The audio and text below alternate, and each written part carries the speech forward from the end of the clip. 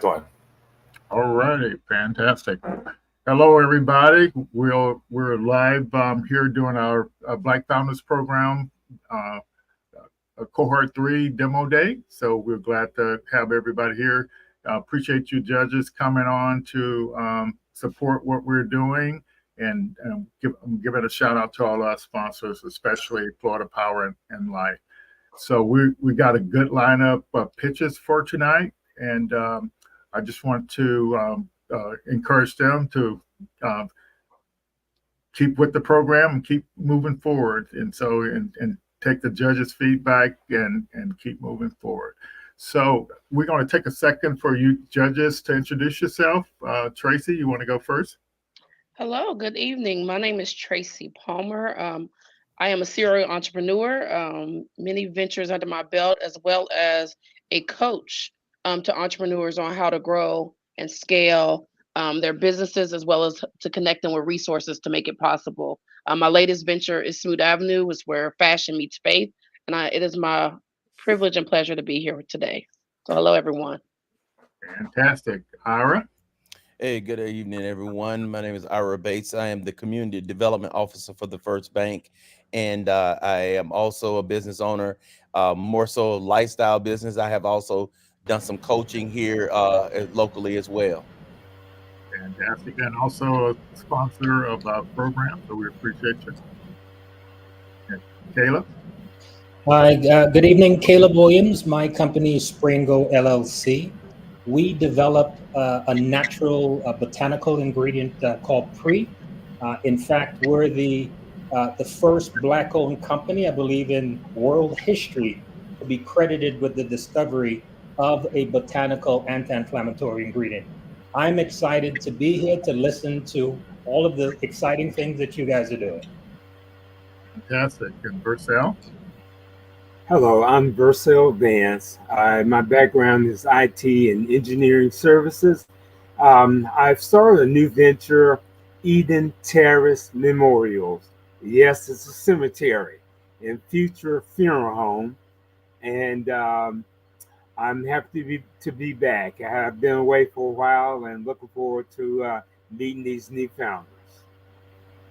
Fantastic. And so here the founders that made it to the finalists, and we also have Carlos Caldex, an alternate, but he'll be pitching tonight as well because some of these founders won't be able to make it tonight for various reasons.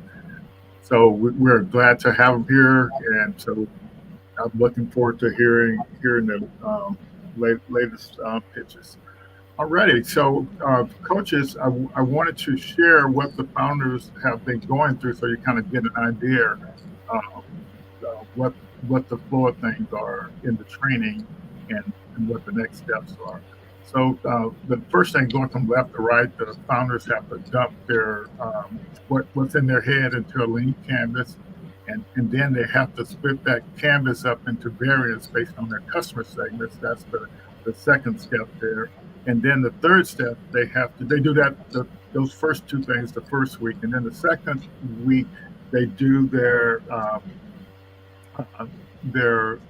what's called the desirability test. And so in order to do desirability tests, you need your customer segment, your the problems that customer segment has, and the unique value proposition that you get to that customer. And so that wide now elevator pitch is to test the desirability, and so they do that the second week, and then the third week they do what's called the viability test and the feasibility test. So the viability test, what they're doing is they're looking at their pricing model and their metrics, and they're setting a goal for what recurring revenue they want to have for by the third year, and then that tool they use, it's Backless, to tell them what they have to do each month to actually reach that goal. So and then if the sales funnel says they need 1,000 people in their sales funnel the first month, and they don't have marketing money to pay to get 1,000 people in their sales funnel, that's starting to say that their ideal is their pricing model is not a viable pricing model to kind of get going there. And so the neat thing about that is they can keep playing with that tools to see what's pricing is viable, and it can encourage them to offer more value to the customer so they can actually charge more. And then the second part of that is the feasibility test. They have a rollout plan. And so if they can't afford to do that rollout plan with that customer segment, that's not a good customer segment. So after they get through there, then they do create their business model story pitch, which is what you'll be hearing tonight. And next week, they'll start the 90-day program, and that's the stuff in the pink.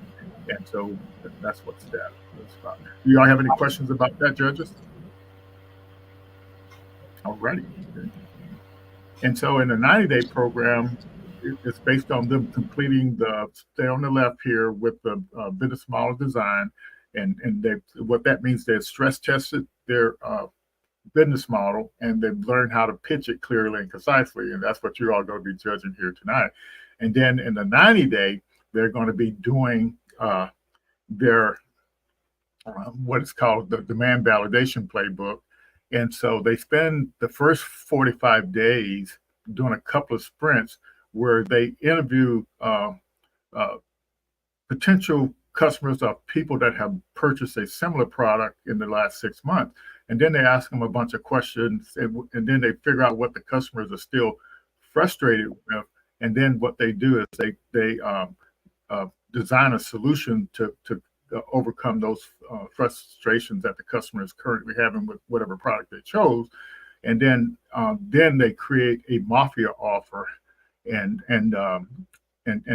go out and start pitching that mafia offer to potential customers and get the orders. And then they based on those orders, they go out and build their MVP. So that's kind of the flow of things. I hope that makes sense. It's a good approach so founders, when they start building, when they build something, they know they're building something that some customer out there wants.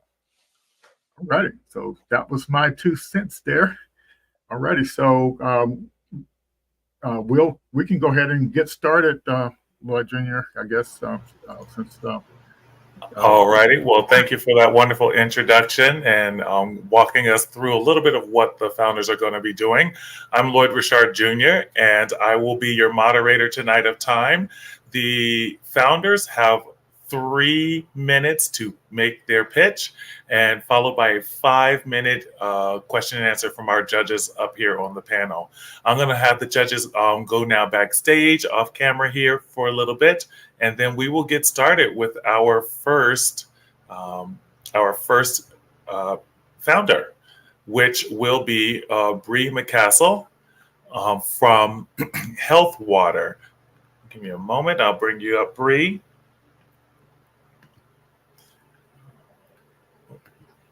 Hello, Bree. How are you? You are up on stage. And you're muted currently.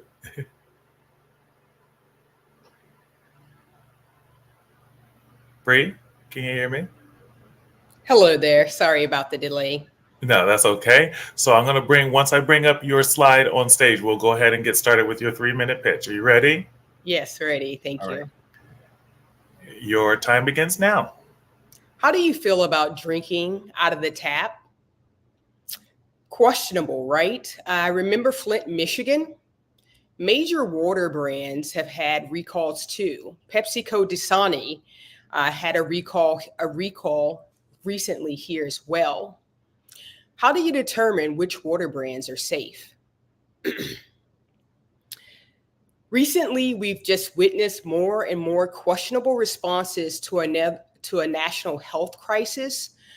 Traditional water sources are no longer meeting the demand for quality, and concerns about the health and environmental impact are soaring.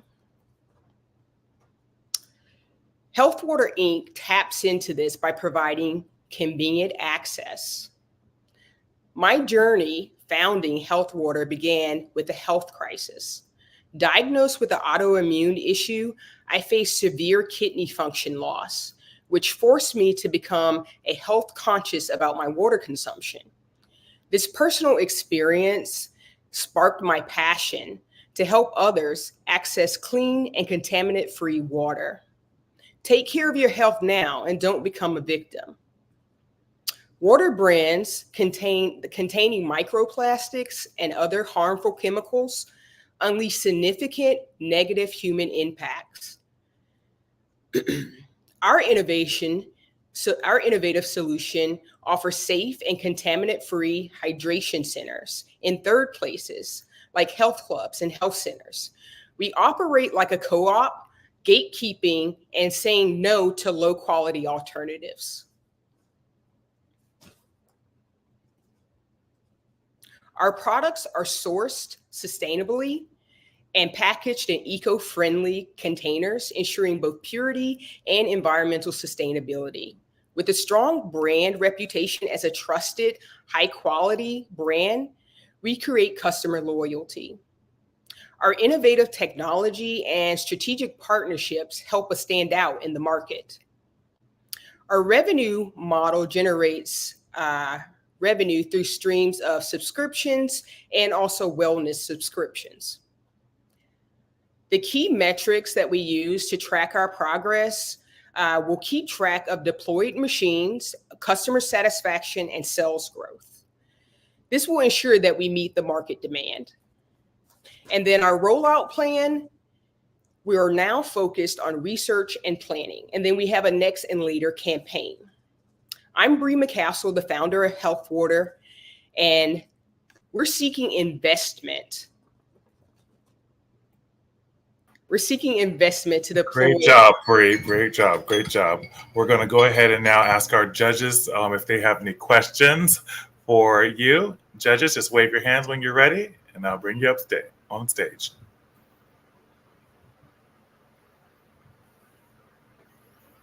Okay, Caleb. Bree, would you mind just recapping again the revenue stream? That one went by pretty quickly, and I didn't really capture that. So I wanted to understand if those are current revenues. I saw 1,000 something, but it went by very quickly. Would you just recap? Okay, so on that particular screen, it was just visualizing that the partnerships, the wellness partnerships, are $1,000 monthly, and then subscription service monthly are $83.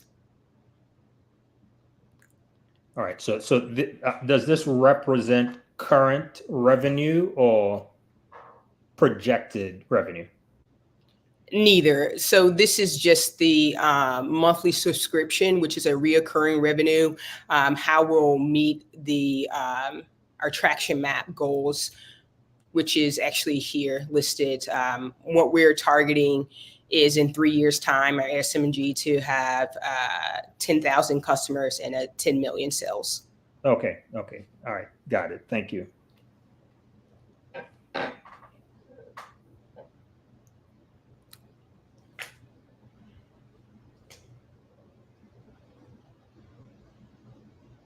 I'm sorry, I was muted. Thank you, Bree, for the presentation. But if you will, can you give me a little bit more insight into who your customers or your target is? Health conscious individuals. Our initial segment that we're focusing on, just health conscious individuals that are fitness enthusiasts. Those individuals tend to care more about the quality of their water. Okay. Okay. All right, Tracy. I just have a quick question. I know you talked about Dasani and Flint, but tell me what differentiates your product from others, as well as it talked about a proprietary model. So the unfair advantage, I guess, that we have with this particular thing is that our brand reputation is to have clean, uncontaminated water, which is something that some of the major brands like Pepsi Cola and Coca-Cola have failed to do. Also, as in regards to Flint, Michigan, that has to do with the tap water. In this business model, we're actually promoting getting away from tap water because there is an unclean source or unknown source. Whereas our source will be tested, and there'll be transparency about what the water contains. Okay, thank you. It's me again. I think most of us would describe ourselves as being health conscious, but how do you target the individuals that you're going after? Thank you for the question. So the health conscious individuals that we're looking for are those, again, that are fitness enthusiasts. They're more concerned with optimal health. So those particular customers, we would be targeting partnerships with gyms and health clubs, and then individuals that have gym memberships. There's currently about 59 million individuals in the United States that subscribe to a health service. So that's our initial group that we want to target. Okay, thank you. Okay, any other judges have any questions? We have a little less than 1 minute. Okay, Tracy. I do have a follow-up question. So I know this market is a market that, there are a lot of sharks in it. How would you keep at bay the sharks to make sure that there's enough to keep your business viable? Two things that we're focused on is our technology. So we would like to roll out vending machines, which right now no one in the market is actually utilizing that system, having strategic partnerships with health clubs and gym centers. Once we have those partnerships, we just want to make sure that we maintain those partnerships, shutting out any other companies that would try to come into the market using a similar model. And so when you talk about vending machines, you're talking about like something similar to what's in the airport, right? Thank you so much, Tracy. That was great insight. No, they're not like that. Thank you, Bree. Wonderful job, and I appreciate your work. We're going to have you all come back a little bit later when we have a few more moments. Thank you, Tracy. So that's what it's like a little. Sometimes I have to come chop in the middle of it. Our next founder will be Lucia Cortez with We Plant City. I will bring Lucia up. How are you, Lucia? I'm okay, thank you. Wonderful, wonderful. Once I bring up your slides, your time will start right now. Okay. We'll get started. All right, so I'm Lucia Cortez, the founder of WePlan City LLC. This is a business focused on providing wellness programs to the community to help people decompress from stress and promote nature appreciation. We learned from the pandemic that spending too much time indoors is not good for our mental and physical health. However, people have busy lifestyles and experience stress every day. The coping mechanisms are not effective. For example, the unhealthy diets, spending too much time in front of the computer or the TV or scrolling our cell phones. And there is a lack of wellness solutions, as many people use drugs or have expensive therapies to handle stress. Millennials and Gen Z people are the main consumers of health and wellness services in the US. The market is growing. Is expected to hit 19 billion by 2030. The problem that I'm addressing is that people struggle to find effective, personalized ways to control stress and improve mental and physical health. And the solution that is provided here is a mobile app that will focus on coaching programs for alternative approaches such as stress management techniques, relaxation methods, meditation, building resilience, and all of these focusing on a reconnection with nature. The key of this is the nature. and this is the success. We combine integrity, innovation, and creativity to offer tailored programs to people to cover their needs and lifestyles. Um, Let me go back here. We have four ways to make money. Our clients, our targets is for this presentation will be busy individuals that struggle to find a release from stress. The ways to make money are subscriptions, partnerships, affiliations, digital marketing, advertisement, basically. The prices for our services are listed here, and currently we have a system of membership that is active on our website. The milestones have a very high level of enthusiasm for me, and this cover from the market research. Great job, Lucia. It's 3 minutes is fast. Okay. Judges, do you have your questions? Just wave your hand in front of the camera when you're ready.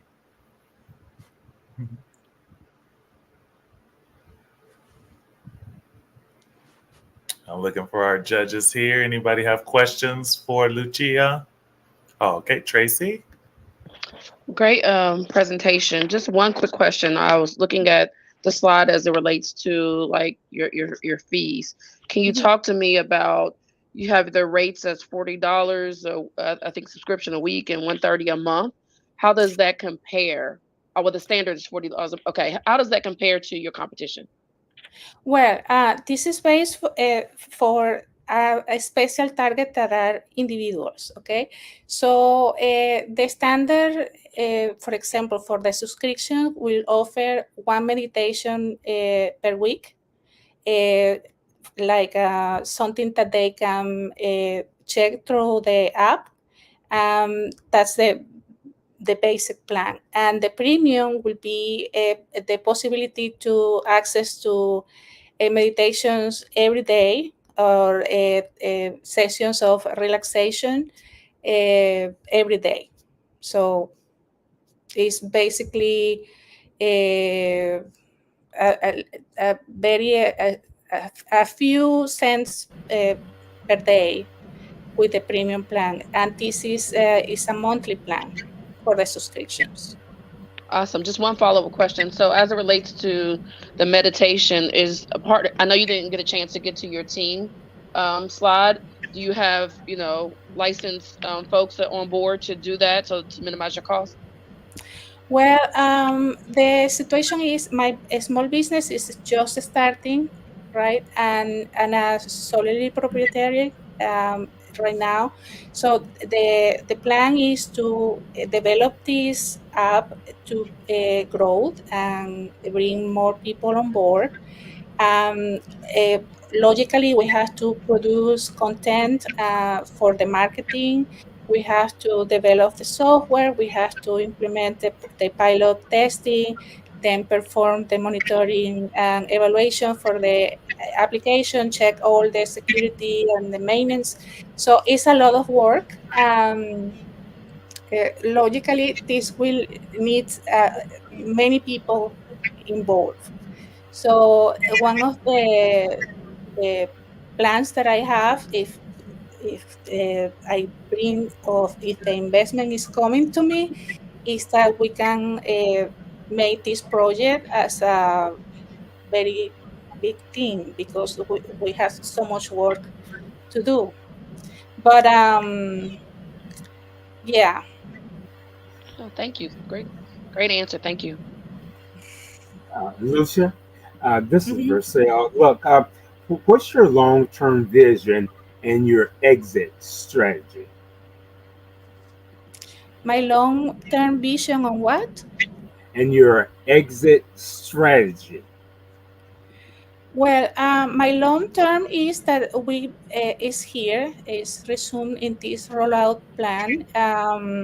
I thought the business model that I run for this presentation is based on a very conservative goal that is $750,000 for 3 years.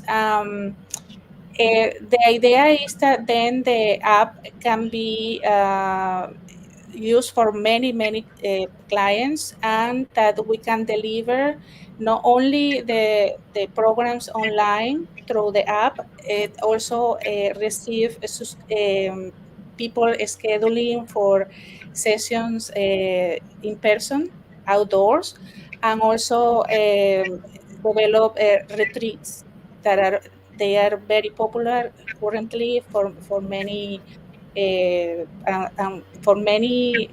niche markets. The retreats are becoming very popular, and the long term is to provide services with the help of AI. So because AI is becoming a very powerful tool to provide services immediately. So that will be the long term, the goal. Okay, thank you. You're welcome. Thank you for asking. Okay, Caleb, unfortunately, we We're have out of like time. 5 seconds left. Yes, but thank you all so much. I appreciate that. So we'll move on to our next founder. Thank you so much, you. Lucia. Wonderful job. Thank you. So our next founder will be Damien Wongsong with Freezit Labs. Damien, how are you doing today? All is well. All is well. Wonderful. When you're ready, I don't see you sharing any slides, so you're gonna pitch without slides. No, I have slides. I share them in the back room. Okay, well, you're gonna have to have them present because you're the only person who can see those. Okay.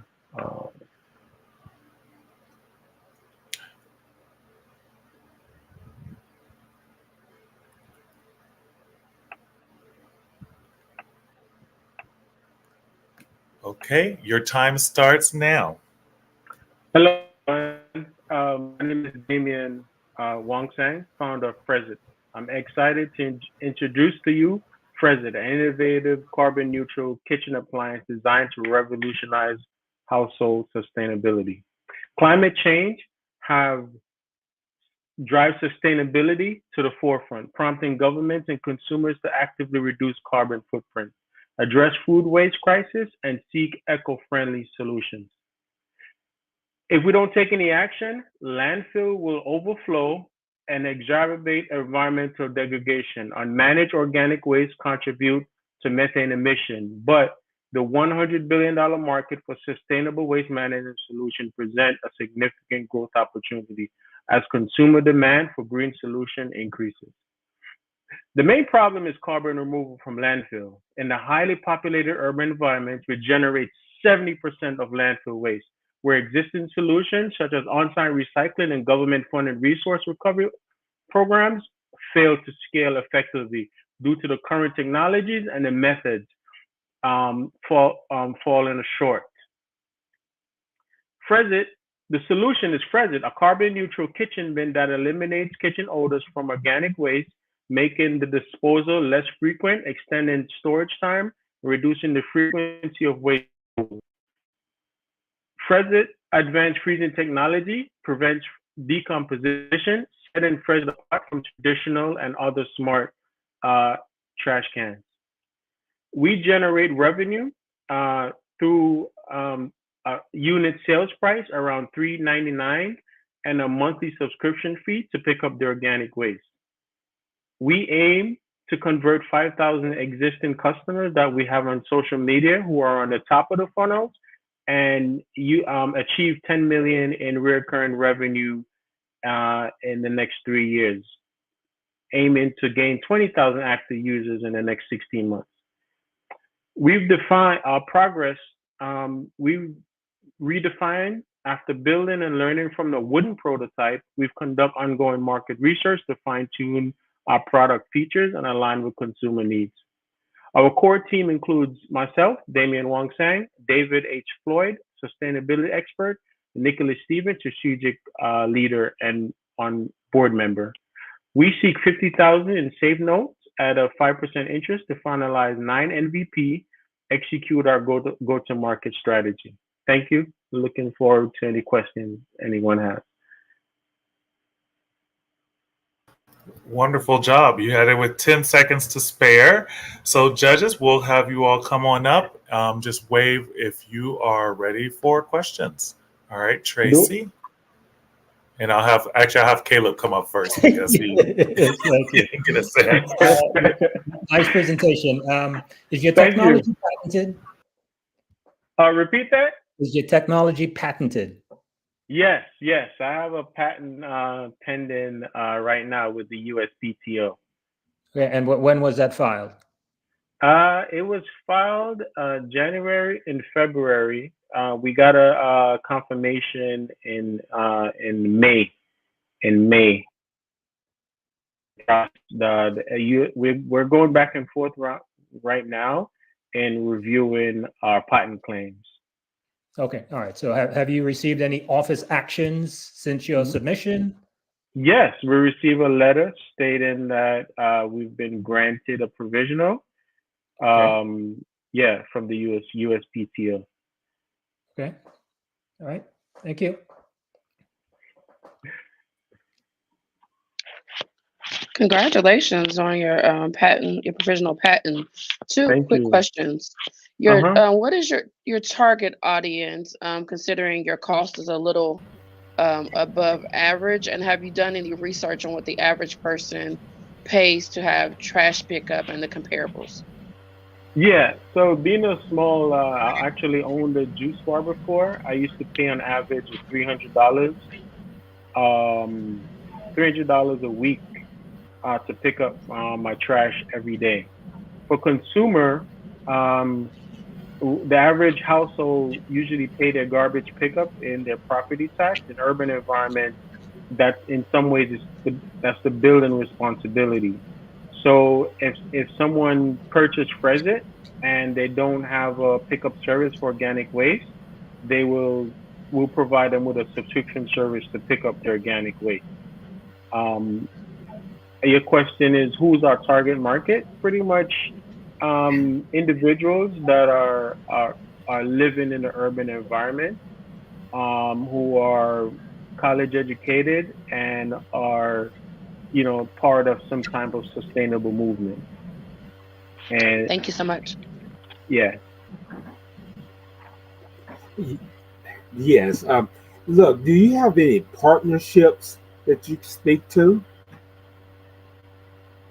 Any partnerships? Yeah. In terms of partnership, we're partnering with it's called the New York State Pollution Institute, and what they're looking for is, so we built a prototype and it's not a working prototype, so they want to see an actual wooden prototype, and so they're going to accept Fresit into kind of like an accelerator or pilot program where they would actually test it to see what's the energy consumption and how it's being used in the real world, and they're going to write like a PhD or write a thesis on Fresit and publish it to different sustainability publications.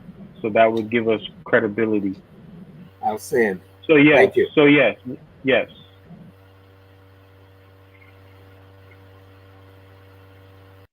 Any more questions? Okay. Yes, Ira, you're muted currently. You're muted currently, Ira. There we go. Technology. Hey, Damien, who would be your biggest competitor? So my biggest competitor right now is Mill. And what Mill does is they do a smart trash can that composts, that does composting on site. So with Fresit, we're not trying to compost on site. We're trying to leave up the composting through the municipalities, or we're going to get the organic waste, bring it to a general location, and then from there Frezit will create another segmented business model where we resell the compost, the organic waste to farmers or to chicken farms for fresh feed. Thank you. No problem. Wonderful job. We appreciate that, Damien. You can go ahead and wait in our waiting room or watch the show online there, and we will move forward. Congratulations. No problem. Thank you. Thank you. Our next founder is Keto with Beyond the Lab. Keto, how are you doing today? Hello, Keto. Hi, I'm well. Can you hear me okay? Yes, we can hear you wonderfully. I'm going to bring up your slides, and once your slides are up, your time will begin, okay? Oh, can you? I can see it. Don't worry, I'm going to bring them up right now. Okay, can you let me know because I can't see? Yep. Your slides are up now, and your 3 minutes starts now. As a girl, I dreamed in color in a world obsessed with black and white. I yearned for female role models in diverse professions who looked like me but didn't see, so I became her. I defied the odds, balancing chemistry and a music career. Due to a health and identity crisis, I discovered women of color were more heavily impacted by toxins in our beauty products. This ignited a passion to create a space where science, self-esteem, and stability cultivates beauty and brilliance within every girl. Beyond the Lab is more than a program, it's a blueprint. We are at a critical juncture where 3 urgent issues converge: declining STEM interest in girls ages 10 to 14, a growing self-esteem crisis, and pressing need for sustainability in education. Beyond the Lab addresses these. We're targeting a massive multi-billion-dollar opportunity. The U.S. STEM education market is at a $4.3 billion, with 11.5 million girls at the ages of 10 to 14. Add this to $9.2 billion natural beauty market growing at 9% annually. Just 1% of this is a $135 million opportunity.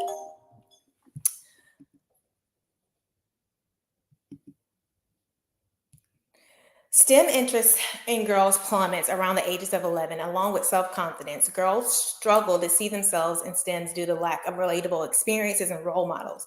80% of girls can't name a woman in STEM, and there's a growing economic need for eco-friendly products. Students, our advantage is that students will create beauty-friendly products, eco-friendly beauty products. We focus specifically on underrepresented girls ages 10 to 14, and self-esteem building is woven throughout our curriculum. Our solution is Beyond the Lab offers a holistic solution, hands-on experience through STEM education, eco-friendly beauty product creation integrated through self-esteem workshops and agricultural training. Our strategy is pricing strategy will focus on B2B partnerships with schools as well as B2C programs for students, including curriculum and license facilitating. Key metrics over the next 3 years, we plan to partner with 4 schools, generating a $52,000 income in the total revenue first year. Year 2, partnering with 38 schools, and we project that will be $494,000 in revenue. By year 3, we aim to partner with 385 schools, tracking to $5 million. Our rollout plan is that we will take it in phases. Phase 1, 6-month pilot, 1 school, expanding to 3. Year 2, 38 schools, and year 3, 3. Wonderful job, Keto. I'm going to have to interrupt you for the judges to deliberate and ask their questions. Vercel is first here. Thank you. Why stop at STEM? Why not include the A and make it STEAM? The arts. The art is included in there. We're already tackling multi aspects of it. Our A will be agriculture because we're integrating the eco-friendly and eco-consciousness. So, and STEAM for us is the self-esteem. Okay. Thank you. Thank you. Wonderful, Caleb. And I see Ira will be next, and Tracy. Keto, nice presentation. Could you explain to me, it wasn't clear for me exactly the engagement with the school system. So I understand your revenue model and the metrics and so forth, but how does that engagement work? With the school systems. So we Yes. will develop partnerships with the school systems, and my rollout plan is to have a licensing, so license our curriculum to the schools, as well as if we will need to bring in our own facilitators, we will do that as well. We'll also integrate in our rollout plan after school programs and summer camps. And I appreciate that response, but exactly how, right? So school systems are pretty rigid in terms of they have a curriculum, they have their own STEM. How are you coming in and unlocking that opportunity? Well, that will be what I am looking for those who are also in the audience to give me that feedback, to give guidance, and to develop partnerships. But I also have a very diverse network of educators, those who are in STEM, and leaders within the educational system as well. But I will go after grant fundings to do that and to foster those relationships. Okay, thank you. All right, Keto, great presentation. But let me ask you this again: who's doing what you're attempting to do right now in the same space? Who's your competition? So to name a competition like Black Girls Coding, we have some other engineering and STEM programs, but no one is quite doing it like we are doing it because they're unique pieces. We're targeting a certain age group right now, which is girls aged to 14, which is a transitional phase. Most other programs, they're either younger girls or older girls, but that's where the gap is. And so we want to bridge the gap and be the gap fillers. Also, no one is actually advocating for there to be the eco-consciousness part of it in the agriculture and in beauty. So there are other people who are doing it, but not like we're going to do it. Right. Thank you. Thank you. Wonderful. Do we have about a minute and a half, judges, if you still have some more questions or probes that you would like to have with Keto? Well, if there's no further questions, I have a few questions for you, Keto. Like, how was your experience throughout Cohort 3? So this is my very first cohort ever. And to get here today, I would say it was a great experience because it was a big push for me. It pushed me to push very hard, to stay the course, to stay focused, to stay diligent, to overcome challenges that I didn't foresee. This has been a lifelong ideation and creation and a vision. And this course helped me to get here to present today. So it's been amazing. And what would you suggest? We have one more cohort, a 30-day cohort for this year coming up. What would you suggest for someone who would want to do it? What would you give them as their advice? My advice would be to stick with it, stay engaged, and develop that. I literally, the first week, it was a hurricane. I had no power the first week. I had no access, but I was committed. So I would tell them, be committed. Be committed to the process. Be committed to your passion. Be committed to you. You will reap the rewards when you're committed.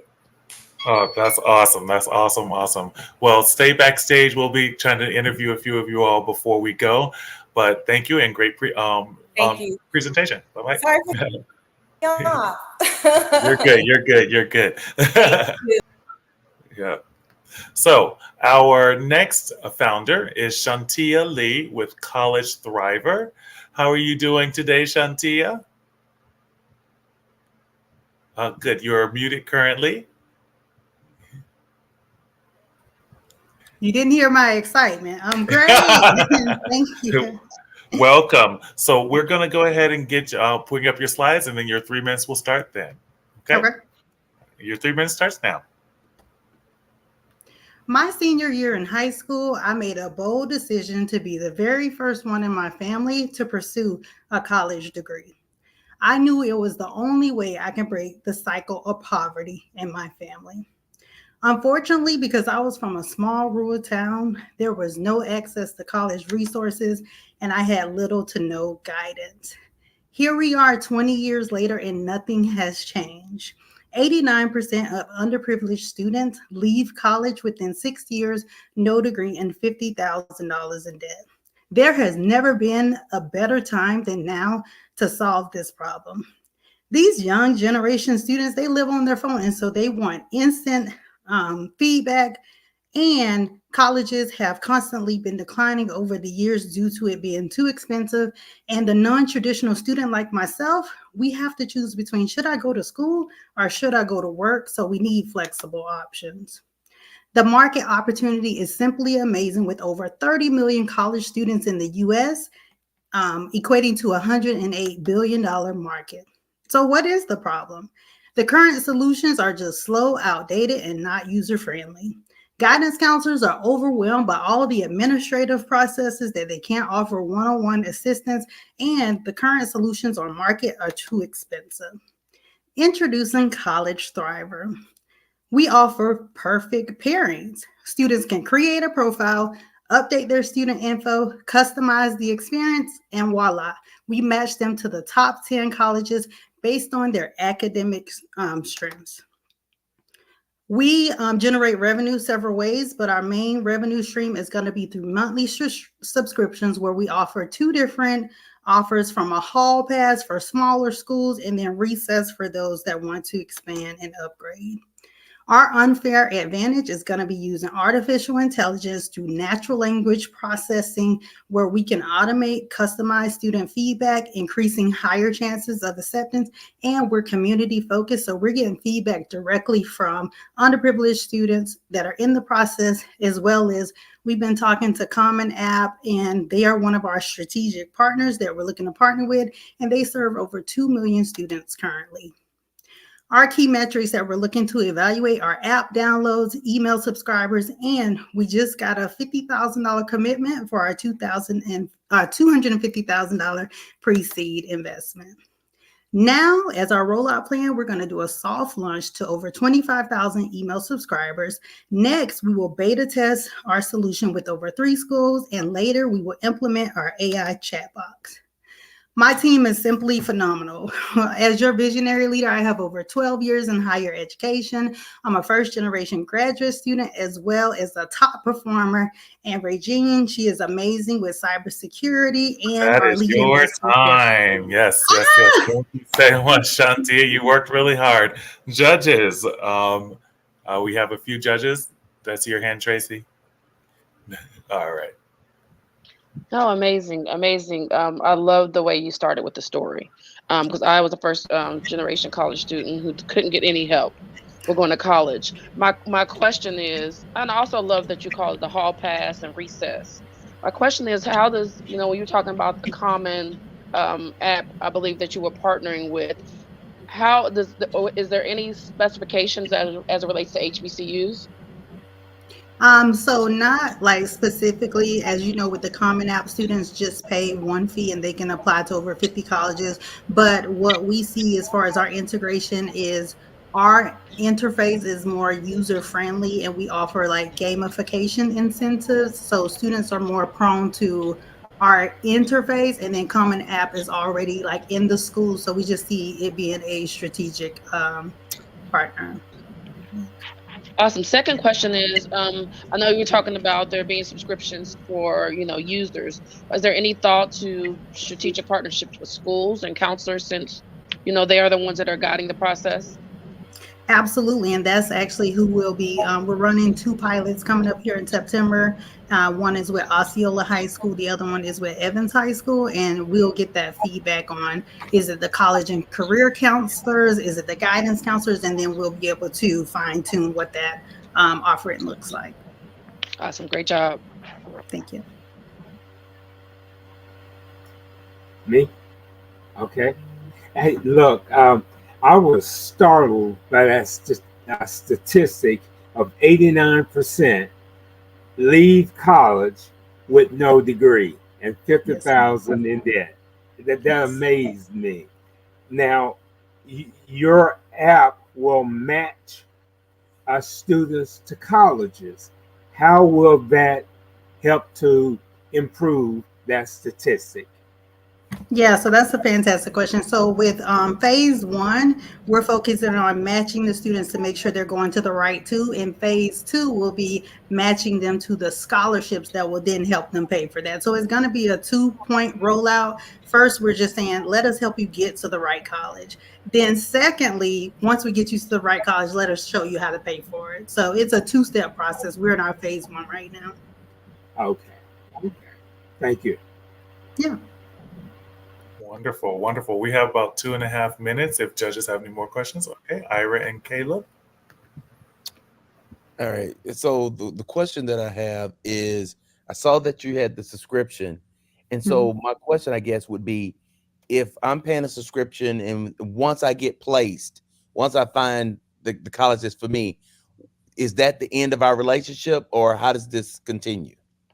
Yeah, that is a fantastic question. I get that question all the time. And I would say in our phase one, because when I first rolled out, I tried to solve every problem, to be honest. And investors is like, you're all over the place. There's no way you're going to be able to solve all these problems. So right now we're focused on matching the students to the best fit college, letting the admissions team take it on from there. But ideally, my end-to-end solution would love to be at least to be able to keep a mentor paired to the student within the first year, because that first year is the critical year. It's usually the first 2 years where they want to drop out. So having some type of personalized mentorship through College Star, because we know that we'll go above and beyond what the schools will. But once again, right now we have to stay have that eye on the bullseye so we can penetrate the market. Very good. All right. Thank you. Yeah, no problem. Yep. Very nice presentation. My question has to do with IP protection. What can you share with me in that space? Yeah, so right now, because we are pulling the algorithm from an API, so we're connected to an API that pulls all the colleges over. Once we actually start seeing the accuracy of our matching, we have to test that probably about for 6 months to a year. Then I'll be able to then say, now we have our model, and then I will file for a patent. I'm fully aware of that, but it's too early to say that we can file because we need to test the accuracy first. All right. Thank you. Yeah. Wonderful job, Shantia. You have about 15 seconds to spare, so I just want to say thank you, and we're going to go ahead and keep moving along. All right. Thank you. Thank you. So before we go move on to our next founder, Don with Nexus Dragon, I just want to thank everyone so far for being online today, watching our amazing founders in Cohort 3 really give their best shot at pitching, many of them for the first time. So give them a silent round of applause for wherever you are in the world. And I just want to point out some of the wonderful comments that have been coming out from our mentors. Rosarian is out there cheering everybody on. I see Rose is giving some great feedback in the comments there that have been shared throughout the presentations. So for those of you who get a chance to go back and watch the comments, we love that kind of positive support, making sure that people know that their ideas and their startups that they're trying to begin are valuable. And some of these ideas are just really world class, and I can't wait to see them happen in the field in real time. So I also am going to ask all of our founders who are pitching today, for those of you, after we're done with all of the pitches, the judges will go into deliberation. At that time, I would love to bring you all up to get feedback on your experience, very similar to what I did with Keto earlier, just to find out about your experience, what you've learned, and what you want to share with the world, with your startup, and with this experience with the Florida Black Founder Program. So with that being said, I want to move on to our next founder, Don Brightful with Nexus Dragon. Don, how are you doing today, sir? I am doing okay. Wonderful. Once I bring up your slides, we will go ahead and begin your 3 minutes. Your time starts now. Hello, everyone. My name is Don Breifel, founder of the Nexus Dragon. Healthcare providers should focus on patient care, not cyber threats. Growing up in West Philadelphia during the 80s and 90s, I saw crime devastate communities, driving me to join the Air Force and later the DHS. For 20 years in security operations, I've seen ransomware devastate and cause over $13 billion in damages, even leading to a child's death in Alabama. I can't help to wonder, what if my child was lost during a cyber attack? The need for affordable solutions are now. What's at stake? The cybersecurity landscape is rapidly growing, with healthcare solutions seeing a 20% growth and demand for a specialized solution growing by 35%. The problem? Small businesses and existing solutions are too expensive and too complex, and big firms ignore the little guy. Small healthcare firms struggle to find protection that fits their needs and budget. Our solution to this crisis is Wyvern Secure Shield. Our AI-driven customizable solution offers comprehensive protection with continuous monitoring and advanced threat protection, as well as proactive hunting. What's our advantage? Our secret weapon combines top-tier cybersecurity experts along with AI-driven solutions and healthcare analysts with 40 years in the industry. How do we make money? Our revenue comes from a scalable subscription modeled and tailored to each firm with a 4-tier system starting at $500 a month for DHS level protection.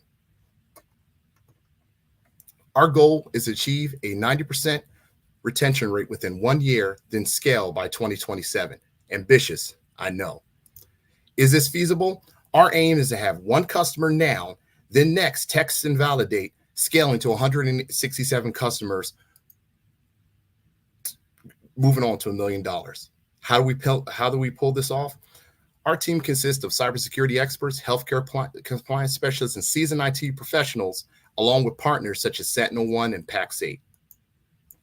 We're asking $1,000 in funding to boost sales, supercharge our marketing, and scale operations. Panel, enter the dragon and join us as we protect healthcare firms. I'm open to questions.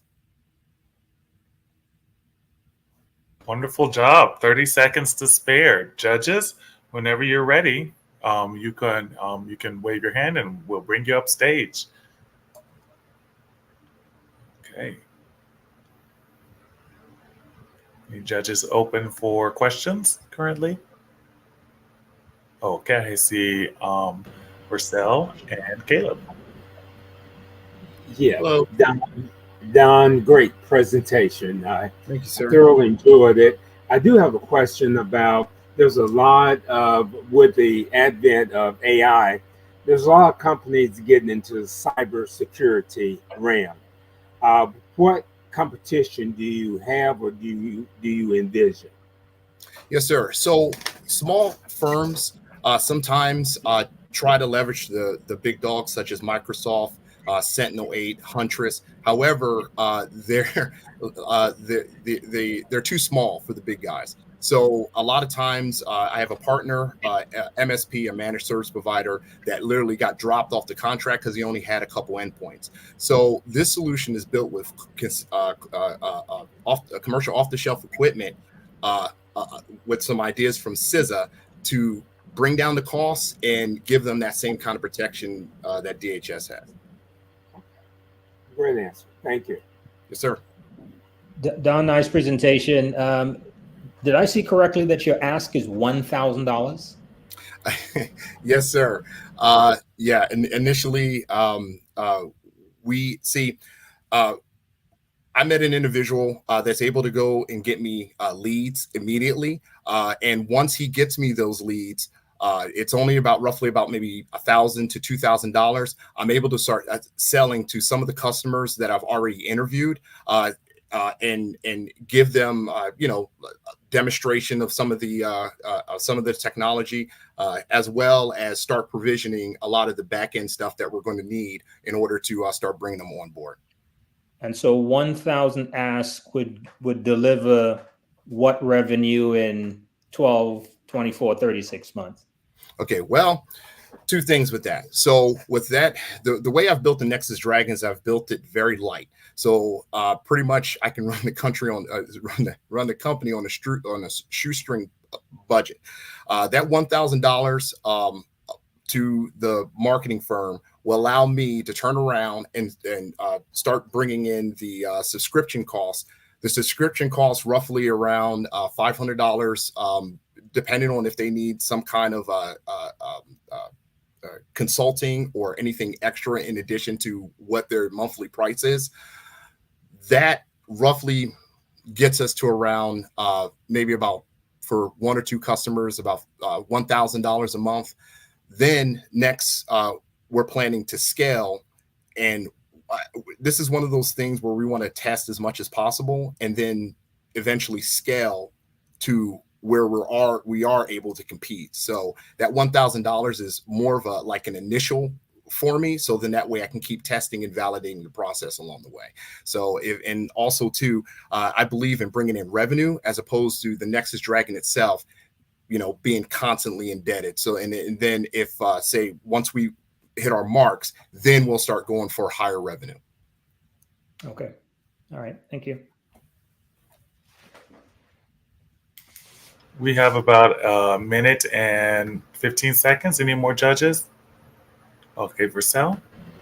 Yes, could you elaborate on your team, please? Yes, sir.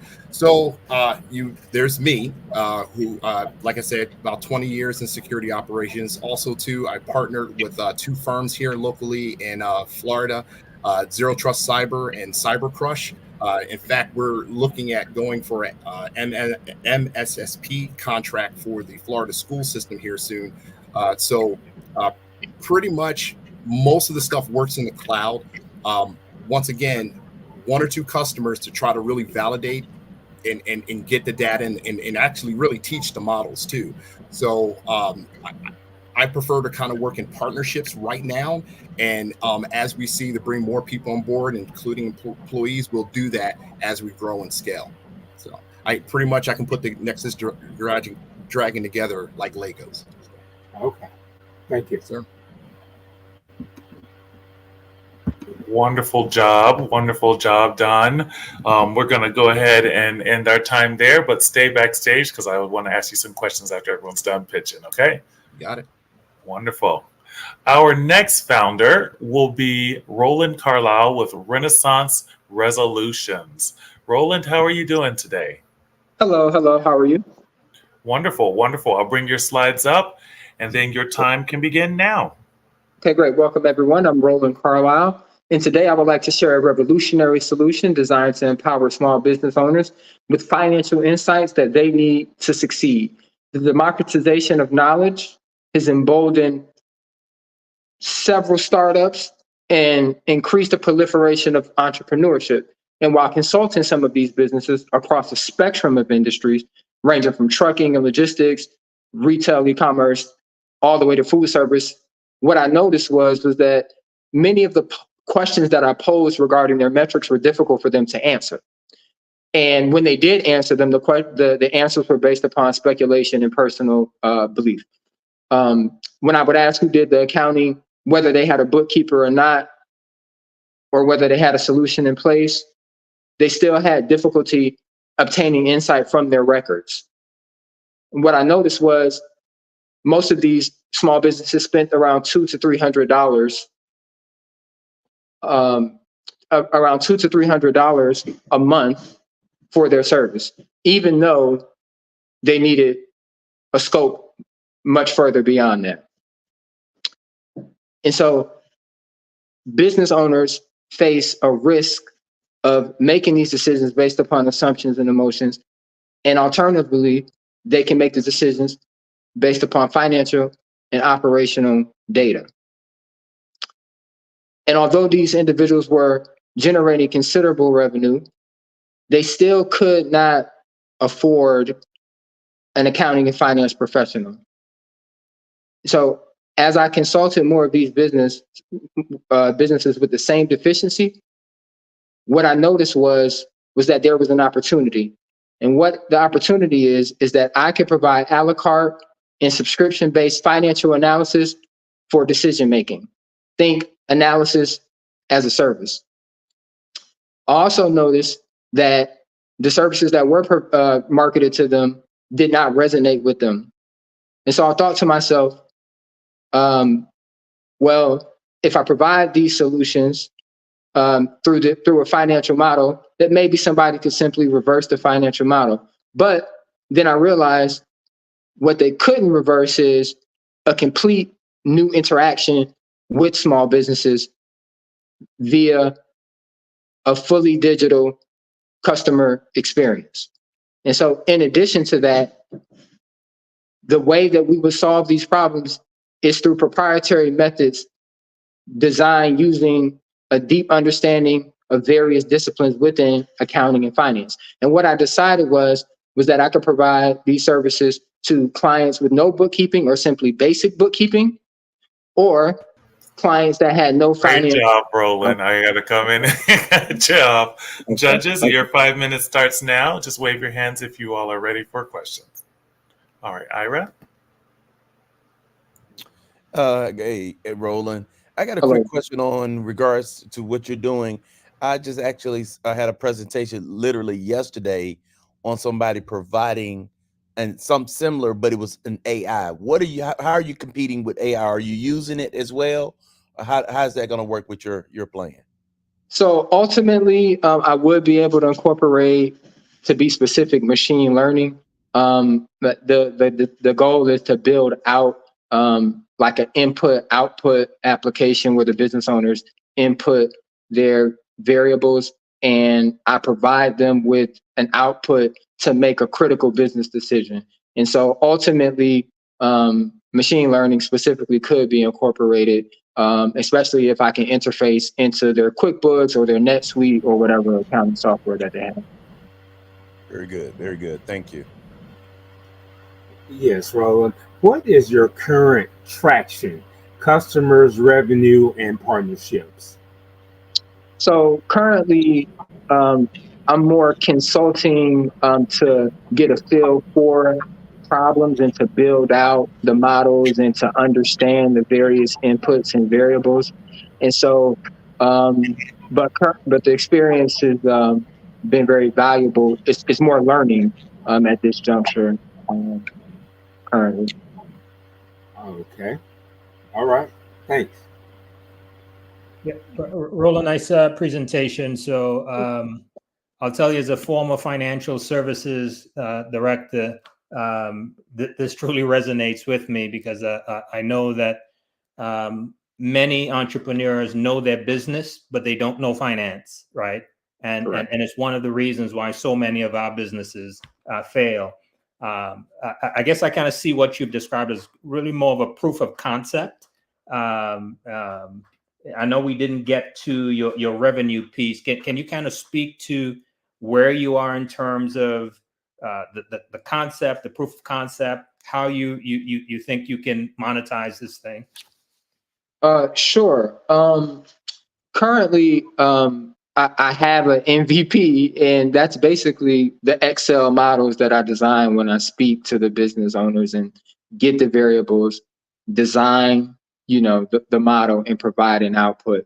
And what I'm thinking is, once I scale, or what I could do is I can charge, I can provide a la carte services for $50 a month, or I can provide up to, a particular number of services as a analysis as a solution subscription.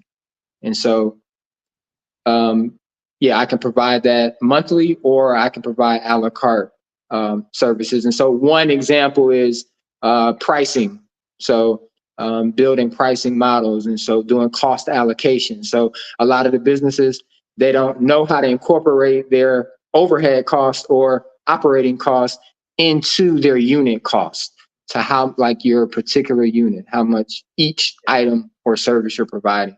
Yeah. So they really don't understand the true cost of doing business. And that's one model that could be provided, pricing models.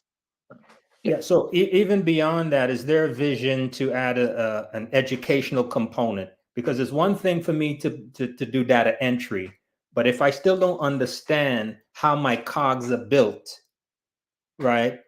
that output doesn't, I'm not educated in that. Yes, I'm a little bit more sophisticated than I was. Any thought about really developing Sure. maybe an educational Sure. component? So during the input process, they would have to, certain variables, we would have to ensure that the books are properly done. So that's another revenue stream, but that process is to identify if they actually have the variable available to input.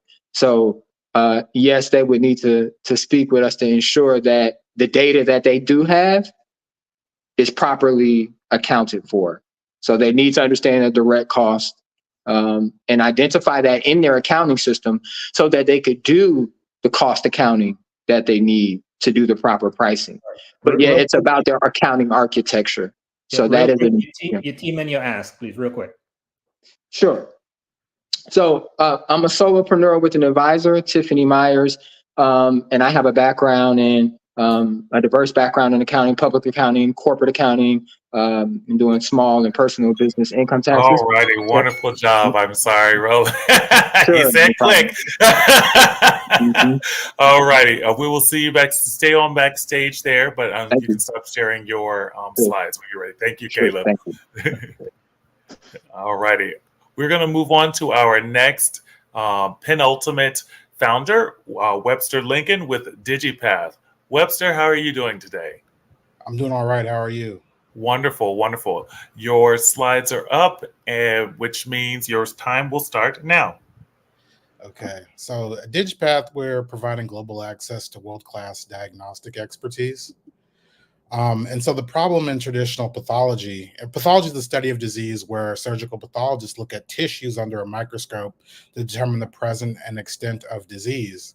And traditional pathology practices are often manual, time-consuming, and prone to errors. The uneven distribution of pathologists leads to a worldwide The uneven distribution of pathologists worldwide leads to delayed diagnoses and suboptimal treatments, particularly in underserved areas. In terms of the market opportunity, the North American market, at least for digital pathology and AI, where we're targeting, has about around a $4.9 billion TAM with significant growth potential, especially in underserved regions. So this is getting back to the global shortage, whereas in some countries, there's fewer, particularly in Africa and Asia, there's less than one pathologist per million. And this global shortage of pathologists coupled with increasing volumes and complexity of pathology cases has created an urgent need for innovative solutions in diagnostic medicine. So the solution we've created is a digital pathology platform that integrates advanced AI and machine learning technologies. And so what we're offering is AI-powered digital pathology platform that streamlines diagnostics. We're leveraging cutting-edge deep learning algorithms for computer vision, natural language processing with an initial focus on kidney pathology. Our platform integrates with existing electronic health records, enables telepathology, and provides cloud-based storage. And our solution makes high-quality pathology services accessible globally, improving diagnostic and accuracy and speed. We have we leverage generative AI as well, which allows us to summarize patient histories as well as generate comprehensive diagnostic reports. We've partnered with Dr. Pinaki Sadar at the University of Florida. He's a pioneer in kidney pathology, and we've secured partnerships with other institutions. And our focus is really on the underserved markets and providing, which will provide us with a unique data set and advantages and position us for rapid growth. So we have a hybrid business model that combines a base subscription fee and a per image fee for which will help us position us for growth. Our go-to-market strategy is focusing on launching with hospitals and global health providers, refining our platform based upon feedback as we do pilot studies, and also refine our AI tools so we can make further improvements. So our key metrics are for the first year is to partner with maybe Great two. job, Webster. I'm going to have the judges come up and ask you questions. I know that 3 minutes goes by quick. All right, judges. Just wave your hands if you're ready. Okay, Caleb. Nice job, Webster. My question is, why kidney pathology? Why was that particular disease chosen? Because that's where our expertise lies. We have a key advisor who's this is his area of expertise, and kind of it differentiates us from our competitors who particularly have a focus on cancer. And so that's kind of our unique kind of strategy when it comes to going to market, having our unique pathway into the market. So can you share some data around the prevalence of kidney pathology and Yeah, so I mean, kidney pathology it's a wide area. We have a kind of an initial application and using pathology to help improve transplant outcomes. And so in the United States, around 100,000 people are waiting for a kidney right now, and maybe only 20,000 people might actually get a kidney this year. Okay. But nevertheless, 20% of kidneys are disregarded because there's a lack of pathology expertise. Like the pathologists need to physically travel to those explant sites, and a lot of the times they're relying on-call pathologists rather than the experts in renal pathology to make the decisions on the viability of those kidneys. So a lot of valuable kidneys are disregarded because of logistical issues, and those are things that we can solve with our platform. And that's kind of like a unique approach that we can have given our team. Any potential collaboration with hospitals at UF, given the relationship with your advisor? Yes, I think we do have an opportunity to work with the University of Florida. That's where our advisor is currently right now, and he has grants in this space using AI to help improve transplant outcomes. Okay, thanks. Yeah. And Webster, the only question I have is in this space that you're occupying, what's the competition like?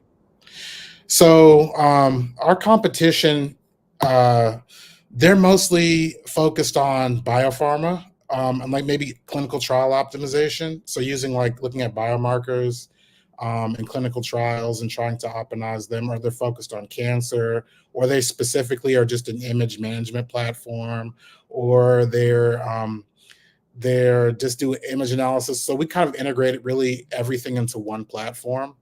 We're not focused on a particular area. We're trying to support every sort of opportunity, but we have an initial focus in the kidney space. But none of the platforms are leveraging generative AI, and that's something that we do. And we also integrate in with the electronic health record. So we provide summaries of a patient's medical history that a pathologist can use when they're making their diagnostic decisions and stuff like that. So we have kind of a more advanced platform. We're not focused specifically on image analysis. We are integrating data really across the board into one comprehensive platform. Oh, okay, very good. Yeah. Do we have any more questions? You ask. So right now we're raising 1.6 million pre-seed. So last month we've launched the initial version of our platform for beta testing. We've also have some partnerships that we're working on right now, but we are raising funding to help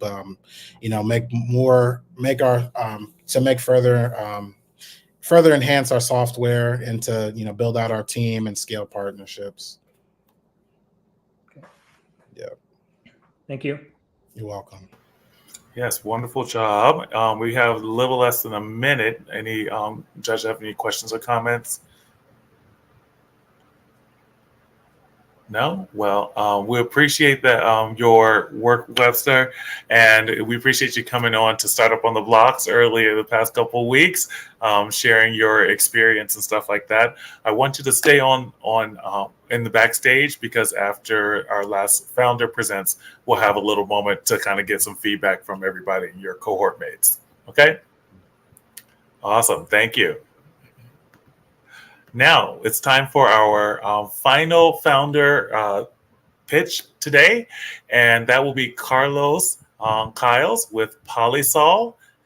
We'll welcome Carlos. How are you doing today, sir? I'm doing great, sir. Wonderful, wonderful. Great to have you here. I'm going to bring up your slides, and your time will start now. Bullying recovery, empowering lives, healing hearts. Traditional disciplinary measures and counseling don't address the link between bullying and crime. If left unaddressed, bullying cases increase and student well-being is affected. Victims lack effective ways to address bullying. Bullying harms academic performance and self-esteem. Bullying escalates into criminal activity. Bully Recover offers strategic, therapeutic, and affordable solutions designed to help students overcome the challenges of bullying. Bully Recovery is developed with input from my own experience with being bullied and seeking healing. My revenue model is business to business, software as a service. Our early adopters are progressive schools, charter schools, and private schools. Our customers are school districts, and our subscription model is $100 per student per year with a partnership fee of $500. I will scale at 100,000 customers by 2027 by focusing on number of schools enrolled, renewal rates, and satisfaction rates. I have helped kids who got bullied in youth programs at church. Carlos Kyle's Harnessing Superpower got over 15,000 views. And I also hosted a Strength Through Healing event. At the Problem Solution Fit, I am developing an MVP. At the Customer Solution Fit, I am finding my playground/market and creating a social media presence. At the Product Market Fit, I will test the MVP. If anyone is interested in joining the team, my cell phone is 850-206-9950, and my email is bullyrecovery2024@gmail.com. I'm here today seeking funding to develop Bully Recovery and empower students. Thank you. Do you have any questions? Wow. 46 seconds to spare. Okay, judges, come on forward. I will start our 5 minutes now. Purcell? Yeah. Hey, Carlos. Hey, is Bully Recovery an app? Is it a counseling service or both? Both, sir. Okay. How do they interact? Do you start with counseling, then you introduce your app, or the app bring in the customers? How does that work? Well, the student can report, the incident, and then from there we'll talk to them, get to know their bullying story, and before they even go into counseling, though, we would, analyze it, just like the case study that I showed about a young man being bullied about his Asperger's, and from there start developing a strategy. So there's a support strategy for the Asperger's, kid, though, by signing him up for hiking to deal with stress and linking them up, though, to programs like the Boy Scouts, though, to build respect and independence, and sign them up for counseling, though, to help them heal, and a curriculum, though, to help them self-improve. Okay, follow up. Do you have established partnerships like Boy Scouts, Girl Scouts? Oh, not yet, sir. I'm still working on making connections. I made a few, but I'm still working on making connections with therapists and counselors, sir. Okay, thank you. Great presentation, Carlos. Just two follow-up questions. You talked about partnering with your church and some other things that you've done already. Can you talk about any data points that you've seen? For example, someone came into your program and then how they were when they left. Oh, yes. Well, yes, ma'am. Like with the Bully Recovery, we haven't had a student just yet, but I can share really quick, though, that when I was helping some of the youth, though, who were being bullied, though, at church, there was a young man, though, who's my cousin, though, who was bullied for his height. I saw him crying, but I went ahead and improvised certain ideas, though, by talking with him, connecting with him, learning his story. So me and him connected with the men's ministry at our church, and we went on trips, though, like going to see the Battleship in Mobile, going out to Hibachi to eat, and I made his dream come true when we took him to the beach, because he always wanted to go to the beach. And I saw a young man that went from being broken, though, to being all fired up and just filled with, confidence or what's not. It's like a light bulb that sparked in them. And that's the goal though of bullying recovery. Good work. Good work. Are you partnering with any like licensed social workers to help you with the social, all of the intricacies as psychology? Oh, yes, ma'am. Like I plan on connecting with social workers. I gotta hear back, but I'm also connected with someone who's involved in counseling, and also plan on connecting with a psychologist from the UW from University. Excuse me, the University of West Florida, and others. Thank you so much. Oh, yes, ma'am. Great, great, great. Any other judges? We have about 1 minute and 20 seconds.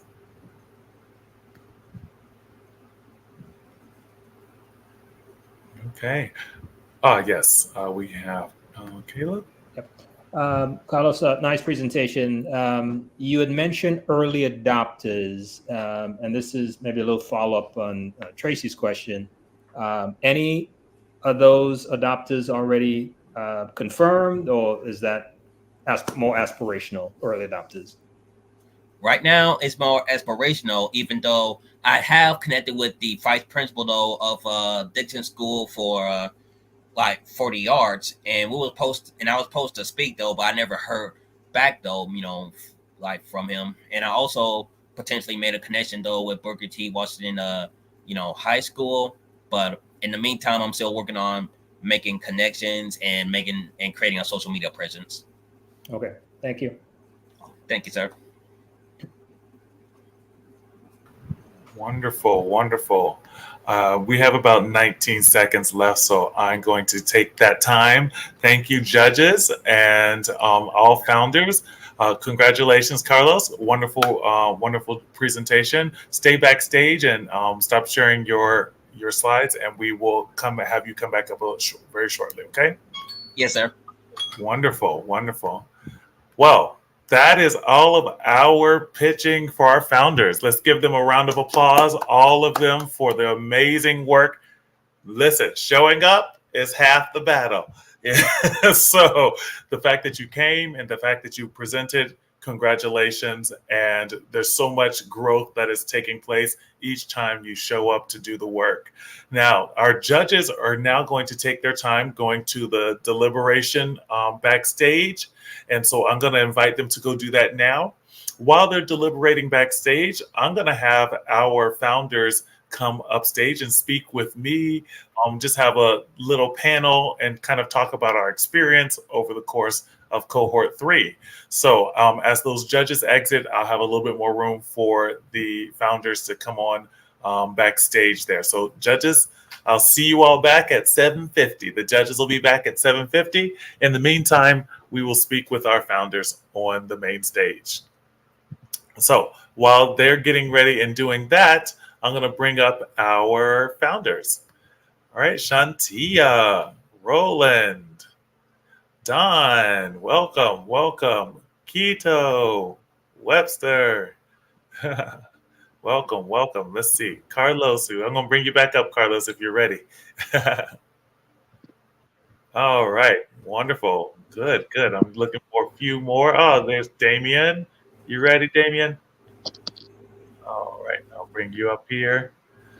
And let's see if I have any more. Oh, there's Lucia. Lucia, welcome, welcome. Good. I don't know if I can bring any more. I know we're missing Bree there, but I'm sure we'll get her to come back up here momentarily once we have a little bit more space. And the judges have found their way to the back. So, congratulations. Let's all take a collective deep. All righty. Give me one moment here.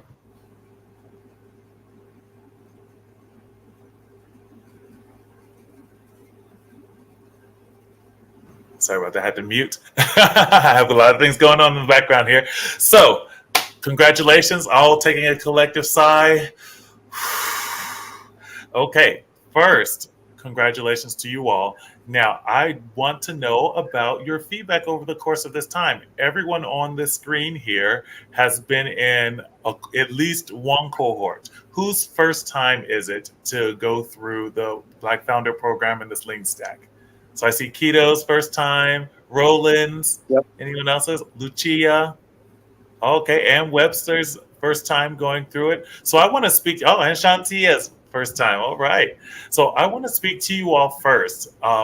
Tell us what your experience was like in the Lean Stack with the curriculum, everything like that. Good, bad, the ugly. This is not an advertisement. We want to hear about what your experience was like. I would love to speak first.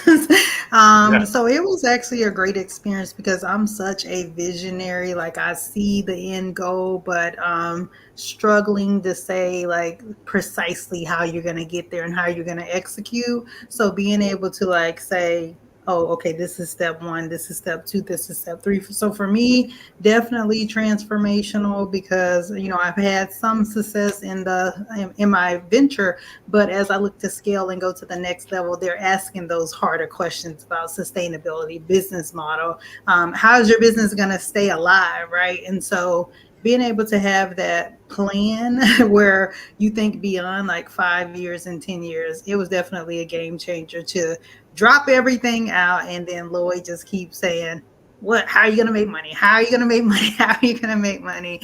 Almost every week to challenge us on finding out how we're going to be sustainable. So greatly appreciated it.